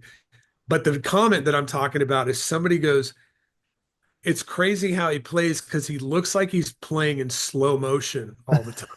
And that's the thing. That's like a perfect analogy of Barnes to me. Because dude fucking is a ripper. Yeah. And he looks like he's playing in slow motion. Like The just way he hits his you know, cymbals, how he he hit, does this. duck paddle. We call that the duck paddle. Yeah, I love That's what that. Bill calls it. Bill calls it duck paddle. And so it's funny, Bill will be playing a show and then he'll start doing it. And then he'll look over at me, or he'll fucking do the Byron and he'll do that, and he'll look at me like when Byron's around, he'll do that, So, but that Barnes is a fucking monster. He has got one of the best fucking butt fuck titty fuck foots Yeah, he out there, does. He does. and his fucking hi hat shit, dude. Mhm. I mean, you can't fuck with him, dude. Yeah. He he fucking shreds. And I remember when I first started working for Rise, he always has these things where he's like, "Oh man, fuck this, I should go work at Kinko's. I'm gonna go back to working at Whole Foods and blah blah blah." Like he's kind of like, I don't know why he has that kind Like of like, imposter syndrome? right, like he kind of feels like he has that. Dude, he was in Pinhead Circus, one of my favorite fucking bands. Pinhead Circus was a shredding band back in the day, you know what I mean? And the stuff with Rise, I mean, fuck, dude, those first records, he's just fucking ripping the whole time. Hmm. And I always give the Rise dude shit. So I'm like, you gonna play this tonight? I always throw fast ones in there and they're like, nope. Like, and but anyway, yeah, I mean, fucking Barnes, dude, like just amazing. And a fucking rad dude to work for. Yeah, I think it's cool because I look at the style. I love looking at the style of the music and how the kit's set up. So I was making a comparison between Barnes and Byron Yeah. because Byron's kit is all close together. It's like Yeah. everything is like do, do, do, do, do, because the way he plays, very Well, because quick. Byron hutches down like this and Yes. he's real tight. You know what I Yeah. mean? Yeah. Yeah. I think it's cool. Like you can always look at a drum kit. I'm sure you can do this. You can look at a drum kit and say that drummer's not very good. The way it's set up, the toms are pointed out Like or this. it's not. Yeah, yeah, Like, exactly. And those are typically playing local shows or whatever. right, sure. But what you're doing, you're playing with professionals. But you Right. can look at a kit even if you don't know the band and go, I know what kind of music they play. I know Yeah. you can't really, I guess you could look at a guitar. If it's a flying V, you're like, oh, they're like Pantera or something. But Well, if typically, I see cymbal shields, I know it's a country band. right. But I can look at that drummer, that drum kit and go, I can tell what kind of music they play. And I'm sure Yeah, you could do that easily. like look at Dave. Dave is a big dude like Barnes. Yeah, he is. And Dave is spread out. Yeah. Dave's got a pretty big spread, but then, it's like one rack, two floors. You know, Hmm. so I don't know. Dave is fucking rad to work for too, man. I mean, I posted one of his videos the other day from when we were in Spain. We flew to Madrid to do a one-off with Green Day. Green Day played this like show. It's like they made it like a festival. There's probably 30,000 people there, and they're like, yeah, you guys are, they had us on a B stage across this giant parking lot, and we were walkout music for Green Day. That's what Played Joe was half of telling me. Green Day, which was fucking crazy. But still, 20,000 people stayed to watch Lagwagon. So in the end, it was it. I have pictures of like while Green Day was playing, and there's like one person in front of the stage watching us during like line check or whatever. And I'm like, oh man, how is this gonna go or whatever. So it's kind of funny. It's like, yeah, Lagwagon show, one person, and then like once Green Day stopped, it just completely filled in. But it was a ripping show. Ah, love it. Dude, I remember my old band. I met Lou from Sick of It All a couple of years ago, and I was like, "Yeah, dude, my band opened for you guys." He's like, "Yeah, really?" I'm like, "Yeah, I mean, we played at noon, and you guys played at 10, but we were still like in the same." It's like Yeah, like 13 hey, that bands. And we're like, counts. That counts, man. yeah, right. I mean, the time we played with RKL, the lineup went like this: Zeke, Jughead's Revenge, Latchkey Kids, Face to Face, RKL. I mean, I can't believe we even got to play third on that bill. Yeah. So, I mean, that was the first day that was the first time I met like the RKL dudes. Hmm. My old band played with Lagwagon a few times, but it's funny when I actually, and I've been around Lagwagon for years, working with all the other bands, but never, aside from knowing Dave, never really had conversations with any of them. Never talked to them like at all, and it was funny, like sitting on the bus in Europe, now you're a captive audience, now you're like what I call forced friendship because you're Hmm. on tour with somebody, if like, am I going to like these dudes or what, and I had conversation with Joey. I'm like, yeah, we played with you guys a few times. He's like, I don't remember, I don't ever remember. And then like and then all of a sudden now you're like best of bros. Like, me and Joey, our thing is to go out and get seafood towers when we're on tour. So, we do the lobster claw. That's Yeah. like Joey's thing, Hey, you and Me I did seafood. and Randy do the mantis. He calls me mantis because how I drive a van, you know. Ah. I drive the van and I just, I'm like this or whatever. He goes, oh, you're like a praying mantis when you drive. So like I call Randy mantis and he calls me mantis and we fist bump each other like a mantis. And it's just like funny shit. Yeah.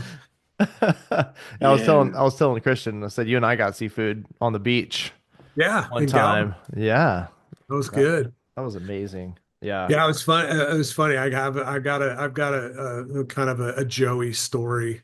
Um, when I was on tour with Phoenix, we did a Blink Bad Religion tour, and we played in San Francisco. And of course, that was like heyday of Fat Records. So Mhm. like Fat, everybody from Fat was there, Mike and Aaron and everybody was there, and I didn't know anybody at the time. I mean, my band wanted to be on Fat Records real bad, and like, so it, I've never been starstruck because people are people, Mhm.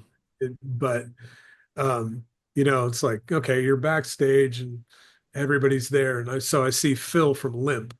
Latchkey Kids play with Limp, and I'm like, oh hey dude, hey, it's Rhino from Latchkey Kids Houston. Like he didn't fucking remember. Nobody ever, right? You're a local band. If you're a local band, nobody cares. Nobody really. Right. That's just how it is. And so Phil's like, oh hey, cool. Hey, this is Joey from Lagwagon. Like I got handed off immediately from like Honest Don's band guy to Joey, and Joey's looking at me, going like, like what the fuck I'm gonna say to this dude? I don't fucking know this guy, whatever. And so he hands me off to fucking Mike, right? Hey, this is Rhino, whatever, to Mike. And Mike's looking at me and I'm looking at him and I go, hey dude, I really like the production you and Ryan did on that Lunatics record. And he goes, wow, I was really not expecting that to come out of your mouth. Hey, we're going to the bar later. Do you want to come and hang out? And I go, no, man, I'm tour managing the Phoenix guys. I got to go do my work or whatever. But, that was my first intro to Mike, which was funny because normally it's like, oh, I like your band, like, wait, how's tour going and stuff Right. like that. Because you So, have all these questions that you've been wanting to ask for a million years, and you finally get an opportunity.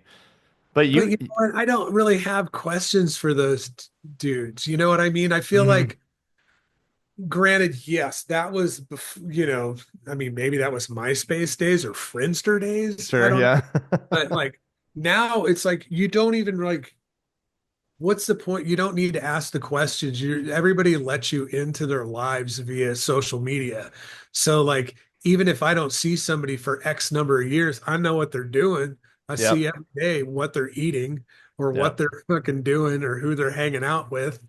The mystery's gone.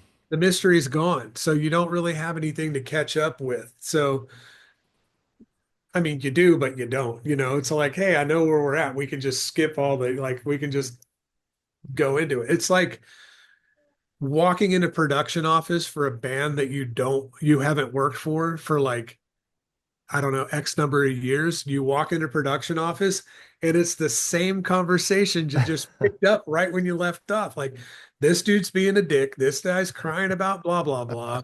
What time's loadout? What are we doing for after show food? Blah, blah, blah.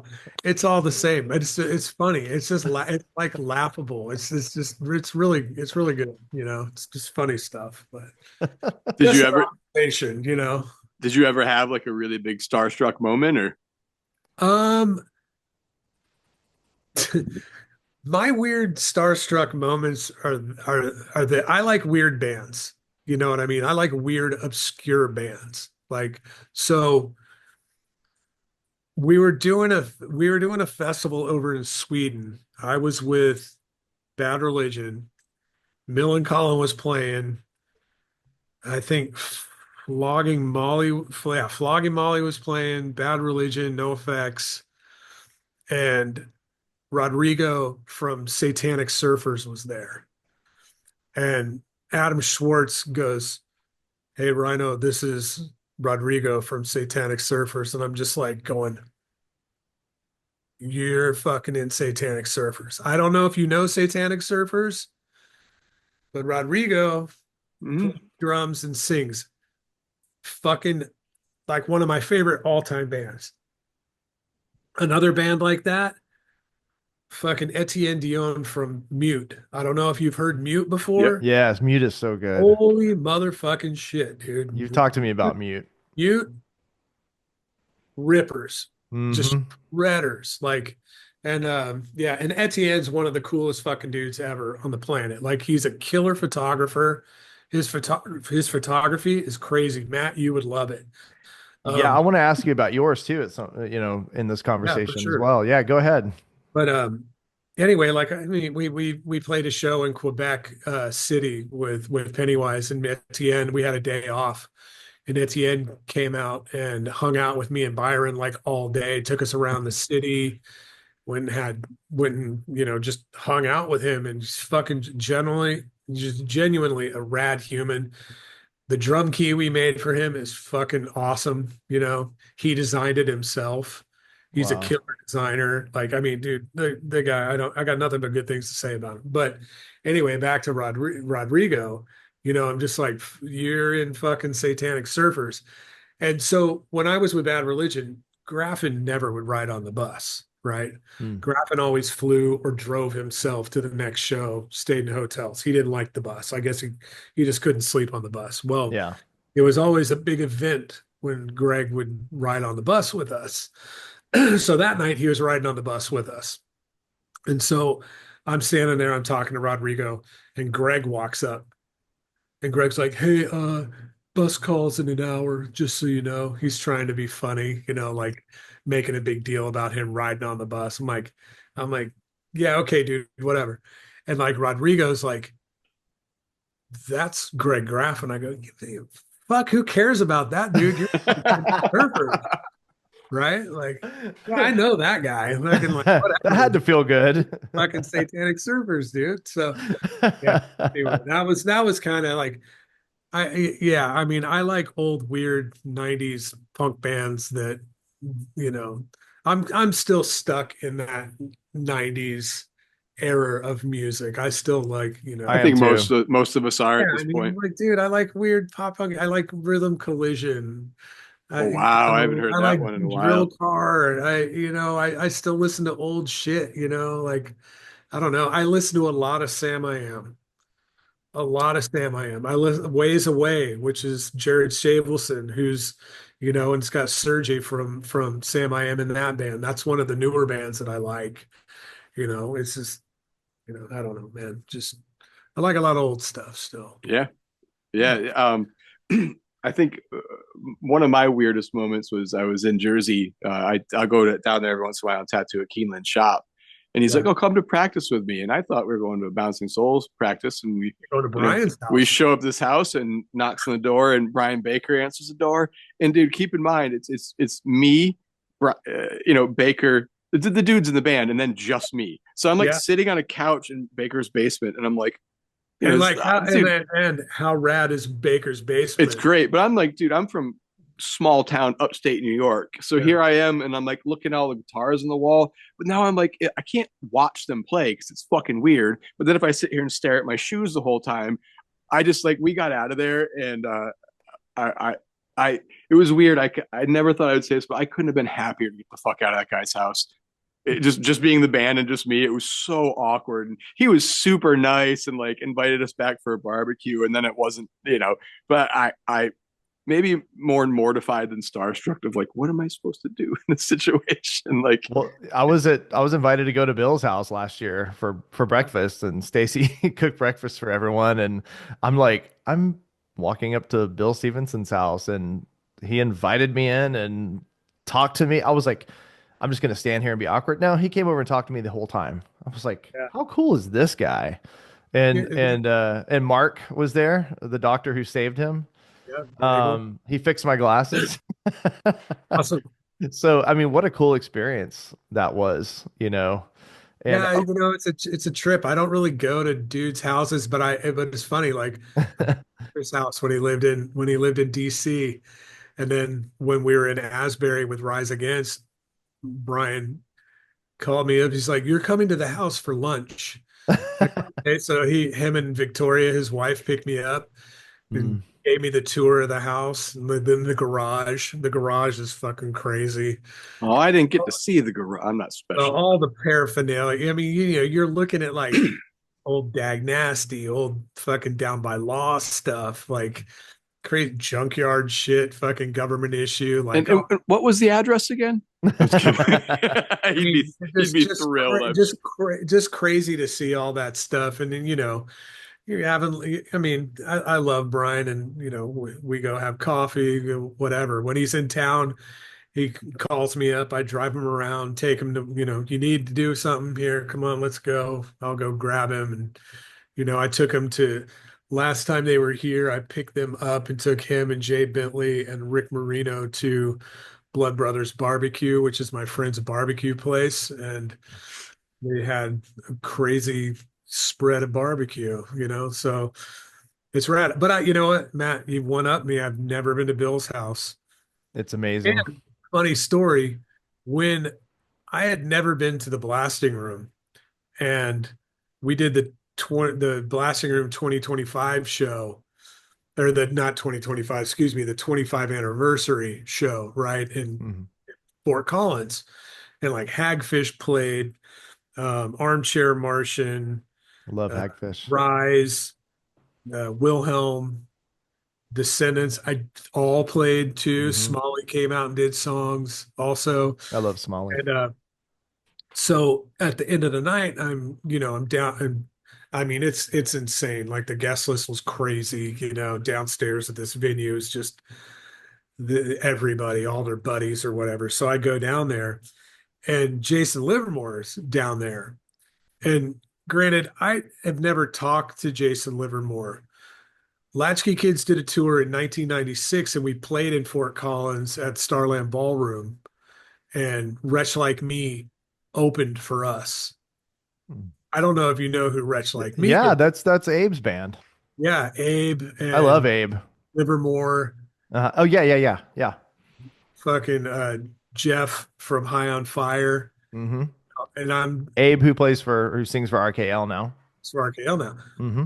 Yeah, I like they played before us, and I videotaped the show. I've got it on tape somewhere, and I'm standing behind, filming from behind. Livermore is a monster drummer, and I was going. I'm watching a fucking semi truck just plow through fucking barricades, them playing. They're fucking monsters. And then we had to play after that. I mean, we had a good show, but we're totally different vibe. We're fast skate punk, and they're fucking like Descendants, all just monster band, just killer players all around. And so I go downstairs at the end of this show, and Jason's there, and he's like, "Hey, man, I wanted to ask, are you coming to the blasting room tomorrow? I got all these drums I need you to look at because I need some work." And I go, "Nope, Bill's flying me home in the morning." So I'm there to do the blasting room show. I've never been to the blasting room, and I have to fly home the next morning. So my actual first time being at the blasting room was 2 years ago in October. I flew out to do the Frenzelrom record with those guys. Yeah, Bill was telling me about that experience. Yeah, Yeah. Frenzel. I mean, Gordy did 14 songs in 11 hours. Ah, He is a fucking monster. Yeah. He's the smallest dude, but one of the most ripping drummers I've ever watched in my life. Like if you're not hip on Frenzelrom, you should listen to the records Bill did. hmm.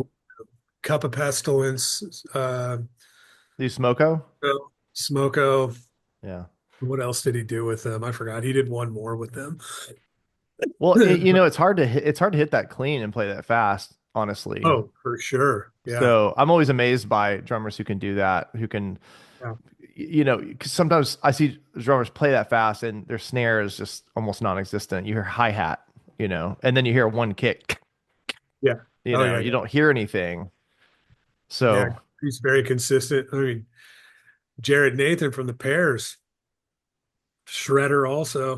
mhm. You know, I We're mean, hoping he'll come talk to us someday. Yeah, man, that guy's drumming, just the well, precision of it, man. I can definitely. I mean, I have an extensive Rolodex of drummers. If you need any, if you need to talk to any of them.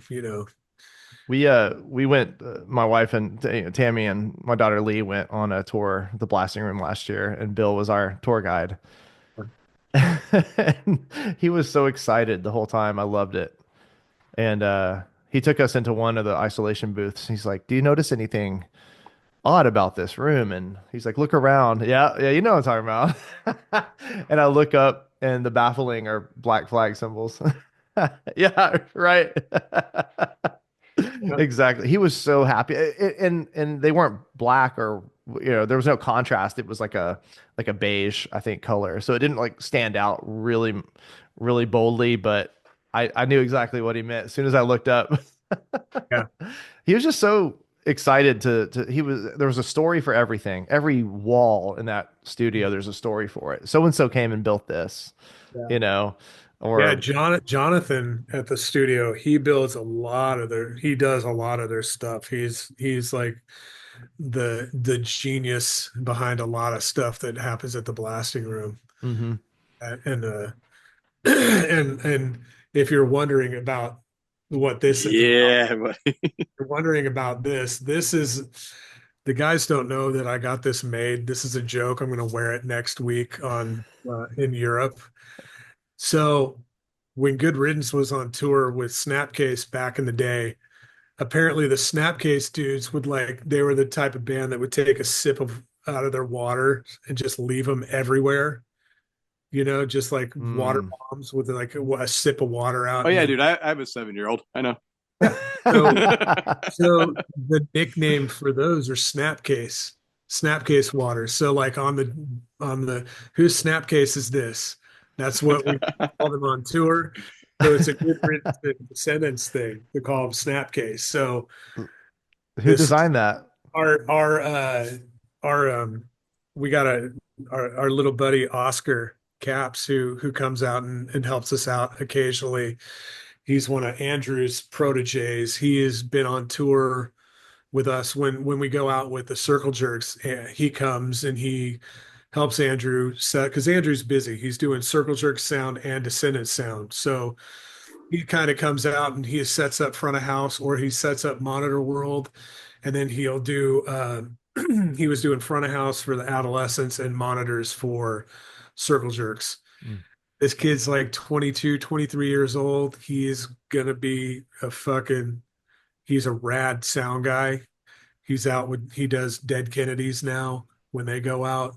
Um, this kid's he's going places, but he designed the Snapcase shirt. That's so funny.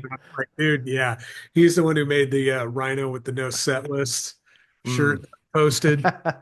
Yeah. Well, dude, being in upstate New York, dude. So Snapcase is Buffalo. So I've seen them play so many times, and they are solely responsible for probably the late 90s, early 2000s of every drummer from Albany, New York, cranking the shit out of their snare drum. Oh, you mean playing a piccolo? Yeah, just cranked as far as it could go. Let's put a flam head on a snare drum. Yeah. They're responsible for many lugs breaking in drums.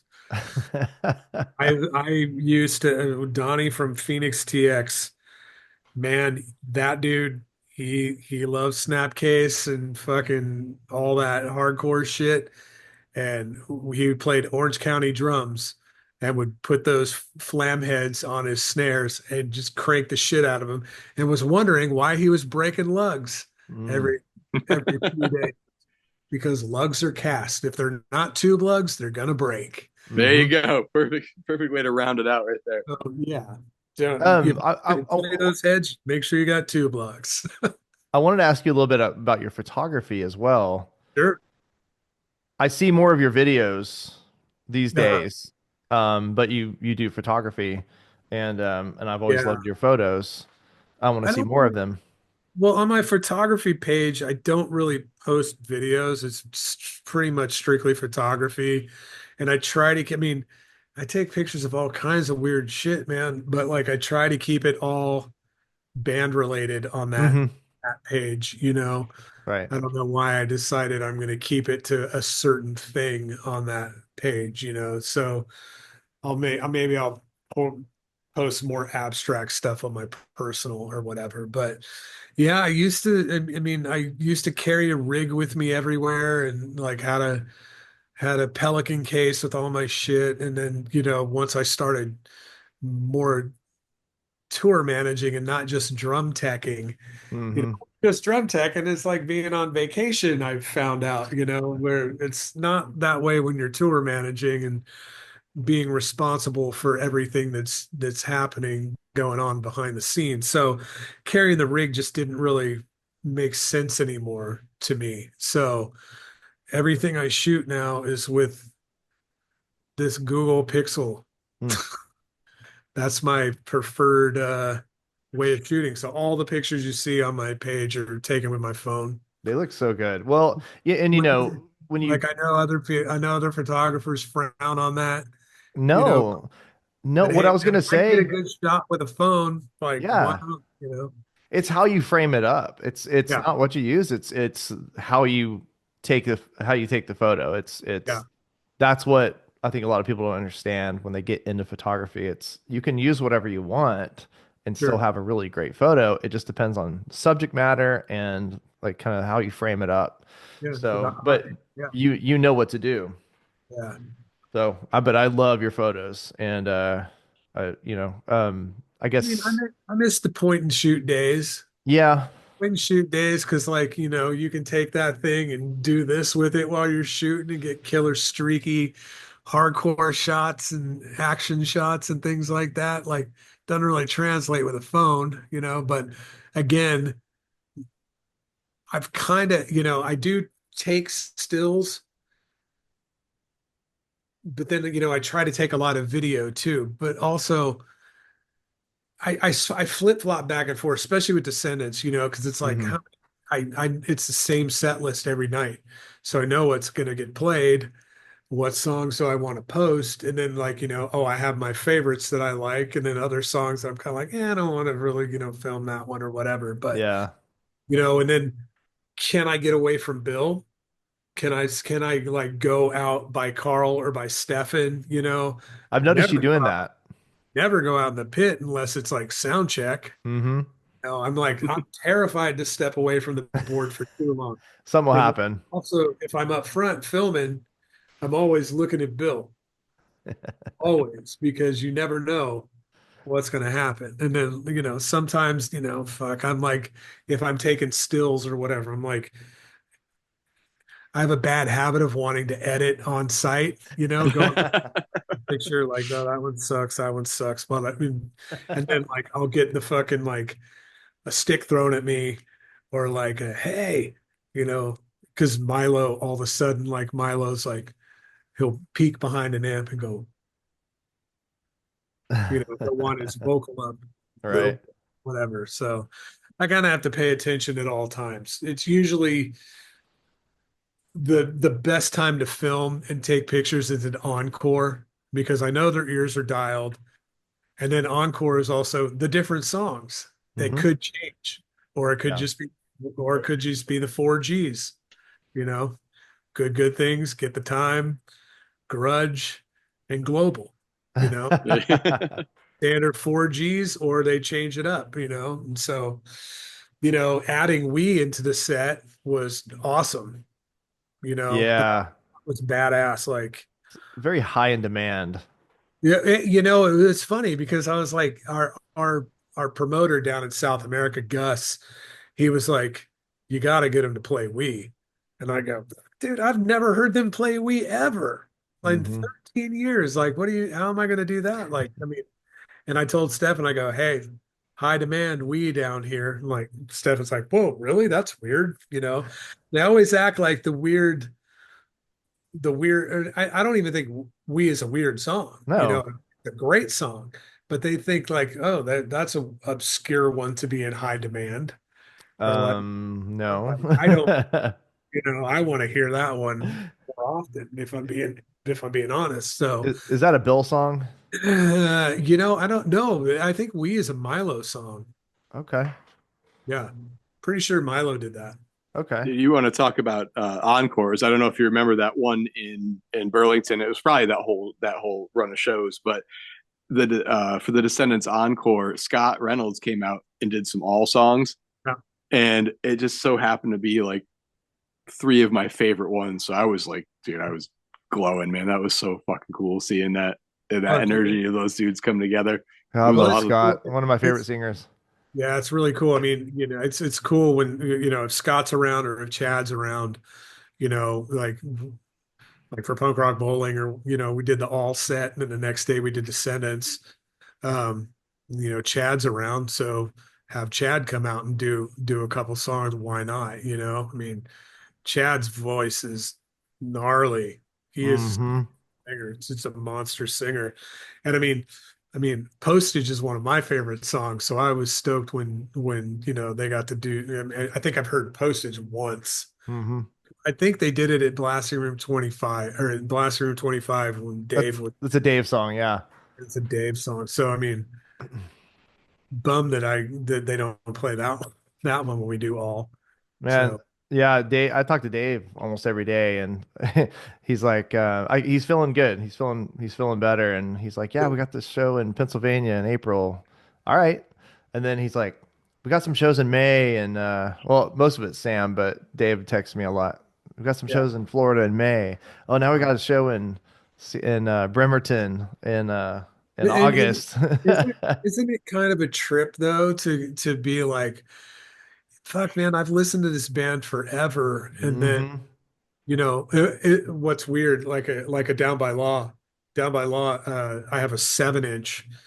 Like I was cataloging all my stuff on Discogs, right? Scanning all my labels, getting my Discogs all sorted for some reason. My OCD one day, it was just like, oh, I need to wormhole and do all of that right now. So I Yeah. had a stack of records. I'm scanning them all, like putting it all in to see how much my collection's worth.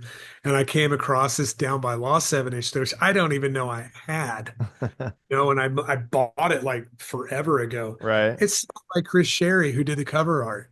Like Ah, before I even knew Chris Sherry. yeah. Well, Yeah, so like Christian does art Oh, like dude, yeah, I have a Chris Sherry. yeah. that's I, a this is a T-shirt that I choose to put over my. I'm actually sit behind my kit when we do this, so I put my Brandon Amazing Carlisle artist. shirt over my cymbals so the glares I, don't go into this beautiful I face. Everyone's got to see it, you know. I have my Brandon shirt also. Dude, I've I got a have a Dave shirt.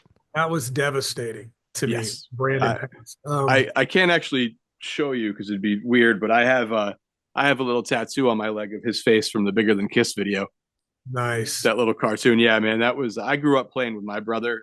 I mean, we're not twins, but I Yeah. think that one hit home extra hard for me just because I couldn't imagine what that would be like to not have that person in my life to play music with anymore, man. It was a heavy hit for everybody, you Well, know. I'll tell you, I first met Brandon and Ray on when I worked for No Effects. Um, it was the tour was Bottle Rocket, Tony Sly, and No Effects. So Sly was it was a weird dynamic because you had Bottle Rocket opening it up, and then Sly doing acoustic, and then No Effects. So They call that a palate cleanser a little bit. yeah, it was a very weird, very weird dynamic. Cool nonetheless, but that's when I first met the twins, right? And so Brandon being a drummer, me and him instantly hit it off, and me and him were discussing doing a snare drum. I was going to put Powell Peralta like designs like Hawk and McGill, like the four main dudes in the panels, and do all like neon hardware and stuff, make it super 80s, just, skate, that kind of thing. And anyway, after that No Effects tour, this is 2010, right? After No Effects, at the time I was married, my wife and I were like, let's go on we didn't have much money. We're like, fuck, let's go on a cruise. We can leave out of Galveston, go out for a week. It's not going to be extremely expensive. So we went on a cruise, and Matt will tell you, I'm a curmudgeon. I'm curmudgeon core like Scott Reynolds, and I don't like being around people. I want to be behind the scenes. I'm on a boat with a ton of punishers. You know what I mean? Granted, I don't know anybody, but kids running around. It's just like and fucking people, and just kind of sucks. And so we pull in the grill in Jamaica. I don't want to go on any excursions. Like we're at the beach, and my wife is going like, "Hey, we need to do an excursion." I go, "Well, we don't need to, but what do you want to do?"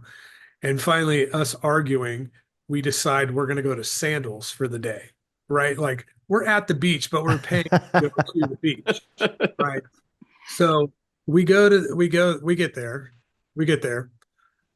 Immediately, they start trying to timeshare us on a place. And I'm like, fuck this.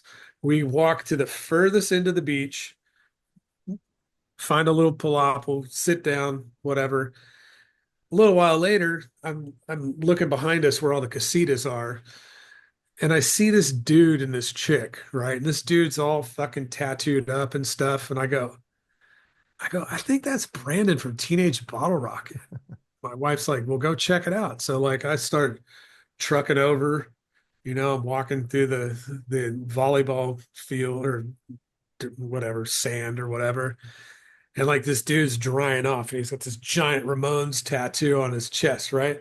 Doesn't have his glasses on, right? So he's drying off, and I'm like going like this, and he goes like this, and he goes, dude. And I go, dude.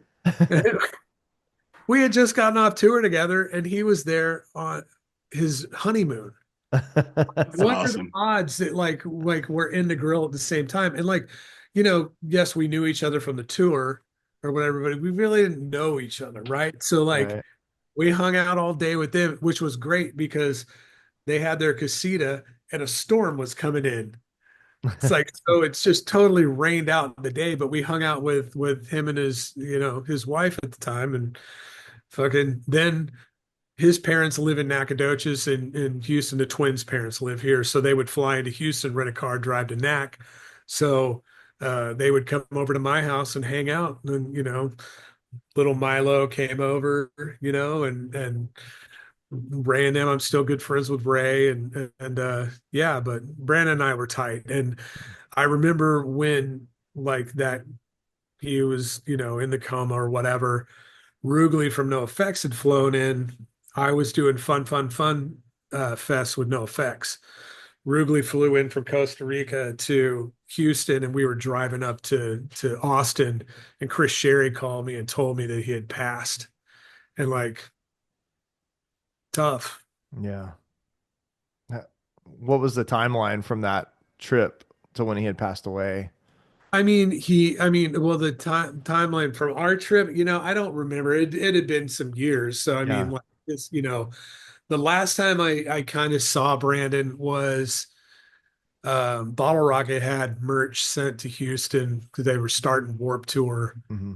in Houston. So they had sent a bunch of merch to my PO box, and I borrowed the truck from work and loaded up all their shit that they needed and drove it out to Warp Tour and hung out with those dudes. But it was kind of weird.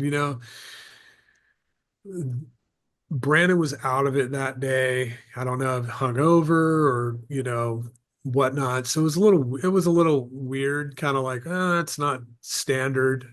Yeah. But we had talked after that, and I really wasn't aware of, like, I don't know, the twins were always kind of like this as far as like, you know, one's got long hair, one's got short hair. The other now they flip it, and like maybe one's doing something that the other one's not doing, and they kind of just they kind of flip flopped like that a little bit.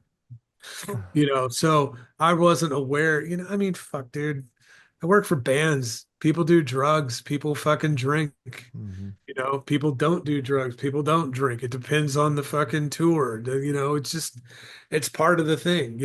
I haven't smoked weed in almost 5 years now, Good. which is odd. Like, I mean, I was a big pothead for a long time, but I'm trying to be a responsible 52-year-old now. You know what I mean? So I run a company. I can't be as much as I would love to just be sitting on this couch doing dabs or fucking doing bags, I can't do that anymore. So, and I can breathe now, which is great. And I Dude, Yeah. don't, I don't I You have, got to actually breathe. I actually ended up with luckily caught early, but I have early stage COPD in one lung from yeah, smoking so much, and they caught it like about same timeline, 5 years, and they said just don't do it, you'll be okay. You start again, you got 5 years, you'll be dead. So I mean, dude, I mean, to me, it was like I opened up my nightstand and there's like 75 spent inhaler, you know, in there, and going like, why do I keep these? The only reason I keep them is it's like I can't breathe and I have to try to suck the life out of one of these things. So it was just kind of like one day I'm sitting there and I go, that's it, I'm not going to do this anymore. And then cold turkey. Yeah, I did that with sodas too. I was out with Sparta and Incubus, and I looked at this soda. I go, this is garbage, and I threw it in the trash. And I haven't had a soda since 2005. Good for you. that's awesome. It's been 5 years Sparkling, for me, or a little over 5 years. sparkling water will achieve the same thing that I That's what want. I drink. I'm not going to brand Waterloo. place here, but we'll. Yeah, yeah, Yep. sure. Before we let you go, Yeah, man. we're right at 2 hours. Wow. Um, Joe, little Joe and Tanner have a couple questions for you, if Okay. that's okay. Joe Yes. says, why is he such a dick to everyone? And what's the secret to his negativity? And then Tanner says, why doesn't he smile? Oh, you know what? That's funny because I mean, you have seen me smiling on this podcast or whatnot, I but know, I know. like during work, mainly most everybody sees me during work, right? So I Yeah. mean, when I'm in work, it's work mode, dude. It's like I don't have time. Want Yeah. everybody wants something, dude. That's just how it is. Everybody wants something. Like, I mean, this thing, a tour gets announced. Mm-hmm. Just Yeah. fucking doing this. Hey, dude, I see you're coming to town. Can you get me a photo pass? It'd be cool if my kid could meet the band and all that stuff. It's like, dude, I work for the band. I'm not in the band. Mm-hmm. It's just easier to keep straight faced and like keep the blinders on. Leave that And to Natalie to shut everybody down about that. yeah, well, and that well, it's funny. Yeah, the straight faced emoji, that's Uh-huh. just the thing, and it's funny to me to put that on everything. The straight face and then the teeth. Uh-huh. That's she's like smile. So like me and Steph do the fake smile, just like. So it's like the straight face and then the clenched teeth is the Yeah. smile. So and Nat and I give each other shit a lot. So it's Right. it's pretty funny. Like we go back and forth. And she'll be texting me during the set, She like, loves "Oh, you. can you give me that set list?" And I'm like, "No, just go out on stage and get it." And she's like, "No, I can't do that." And blah blah blah. I'm like, "You're his wife. Go get it. Send one of your kids. Go get it." Like, I mean, like What an I just amazing person I she just is. like messing with her. But like, yeah, Nat and I, we have a good time when we hang out. Like I when they go to punk rock bowling, like if when we do punk rock bowling, Nat always comes and they bring their friends Phil and Miranda, Hmm. and like they always, I'm like the fifth wheel for that group. They're like, we're going to get pancakes, which pancakes is a thing with me and Stefan. We Hmm. call them table. We coined the phrase table cakes now. So like if you're eating with a group of friends, you order a you order pancakes just to have them on the table, and they're called table cakes. They're And just for everybody. everybody can have table cakes I because love you it. want sweet after you've eaten. So Yeah. like you just get some pancake, so table Yeah. cake, that's and Stefan and I mean, God, you should see the back and forth, the stupid shit that we both send each other. We send each other back and forth pancakes and the most asinine desserts you can find online, like, people dipping shit in Nutella and fucking, Biscoff, anything Biscoff or whatever, like, yeah, we send each other stupid desserts back and forth. And Bill's like, what's wrong with you guys? What you doing? Like, I'm like, you know, I don't know. It keeps us entertained or whatnot. And I'm in Right. a group chat with Nat and Stefan too. So Yeah. we group chat each other every now and again. Like, because Felix came out on a tour and like I got to boss Felix around for a month. And she sent me a photo of him playing Fortnite like a couple weeks ago. And so I got on there and played a couple games with Felix or whatnot. So Great, great family. Stefan's a good friend, and I'm proud to Riley, call him a good friend. yeah. So Matt, should we take it out and close on what we usually close with here? Yeah, you got the I have three? two. I have two. Oh, I two? only I Okay. only have two. So we've been closing every every episode out with a segment I call questions from my kids. So Oh, my 7-year-old is curious is how's your cat? well, I don't have a cat. I I think his figured as much. dog Bailey I might have a might eat dog. us might eat a cat. Come here. Come here. Yeah, where's B at? Come here, you. Oh, there's my Oh, girl. here. You would hate this, but I'm gonna say Hi, there's Bailey. there's So not a cat, but she'll be pleased to see a dog for but sure. she acts like a cat. He acts like a cat, all scared of everything. It's weird. I've never seen a dog scared of a pantry before. Like This is my girlfriend's dogs, they come in from going to the bathroom, they go sit by the pantry. You know, like, oh, you took a piss, you need a treat now, like. And this one has been doing the same thing. She won't eat unless I put like bacon strips on top of her food. So she needs a topper now. Yeah. And she just sleeps all day. She's pretty much a cat in a dog form, you know. It's funny is that every like you know obviously I have them write these questions down completely out of context for the most part, Sure. and how many questions have had elaborate answers that were like pretty much dead on. It's funny. And then my 11-year-old and my 12 or my 13, most of my 13-year-old are getting into punk. So she was wondering, it's a Bill Stevenson related question, but why does he do that? Ogre? Oh, make the face. Yeah, the ogre Yes, face. she loves Ogre that. face. She loves the ogre face. So I think he's always done ogre face. You know, when I started CDC, the first snare shell that I ordered was a 10-ply maple shell, and I sent it to Chris Sherry and had him paint it for Bill. Chris, like Tanner, is an artist, Mhm. and they like to take their time or whatever. But we announced the Blasting Room 25 show. Or no, sorry, excuse me, filmage release in at the Aggie Theater in Fort Collins. And I told Chris, I go, we're doing this show. You got a month. I need it because I got to get it clear coated. I want to get it high glossed. I love that snare drum. So I don't know what to do and blah, blah, blah. And also another thing that was kind of dumb on my part is I sent him a blank raw shell, with no edges, Oh, no, well, actually, yes, it did have the edges on it. and that's So the he evolution of top and bottom, and he did evolution on it. yes. I had to tell him, I go, I had to have a snare and then like I had a snare in my lap on the phone with him. I'm going like, okay, well, think of this. You have windows, and this is how it is. And I drew him a diagram of like they need to be in between this. You need to skip these parts because of the throw off or whatever, and Mhm. blah, blah, blah.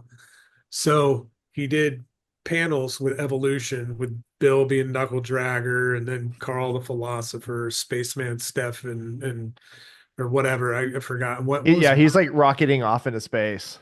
yeah. And what's Milo doing in that? I think Milo's just normal dude, he's just right? normal, yeah. Yeah, Because that's normal where we Milo. are now, or something. I don't know. Yeah, normal Milo. And then on the back it says Drum Ogre, really big on that, Yes. right? And so he got me that, and then like I literally got it finished 2 days before I flew to Fort Collins, and I gave it to him, and he played it for the show, which is very odd for him because it was not a 6.5, it's an 8. Mhm. I put a mag on there and I put S hoops on there, which he was like freaking out on because he didn't he used to like regular 2.3 hoops. And I think maybe at the time he may have been playing diecast or whatever. But I put S hoops on there. I think they were kind of bugging him out while he was playing. But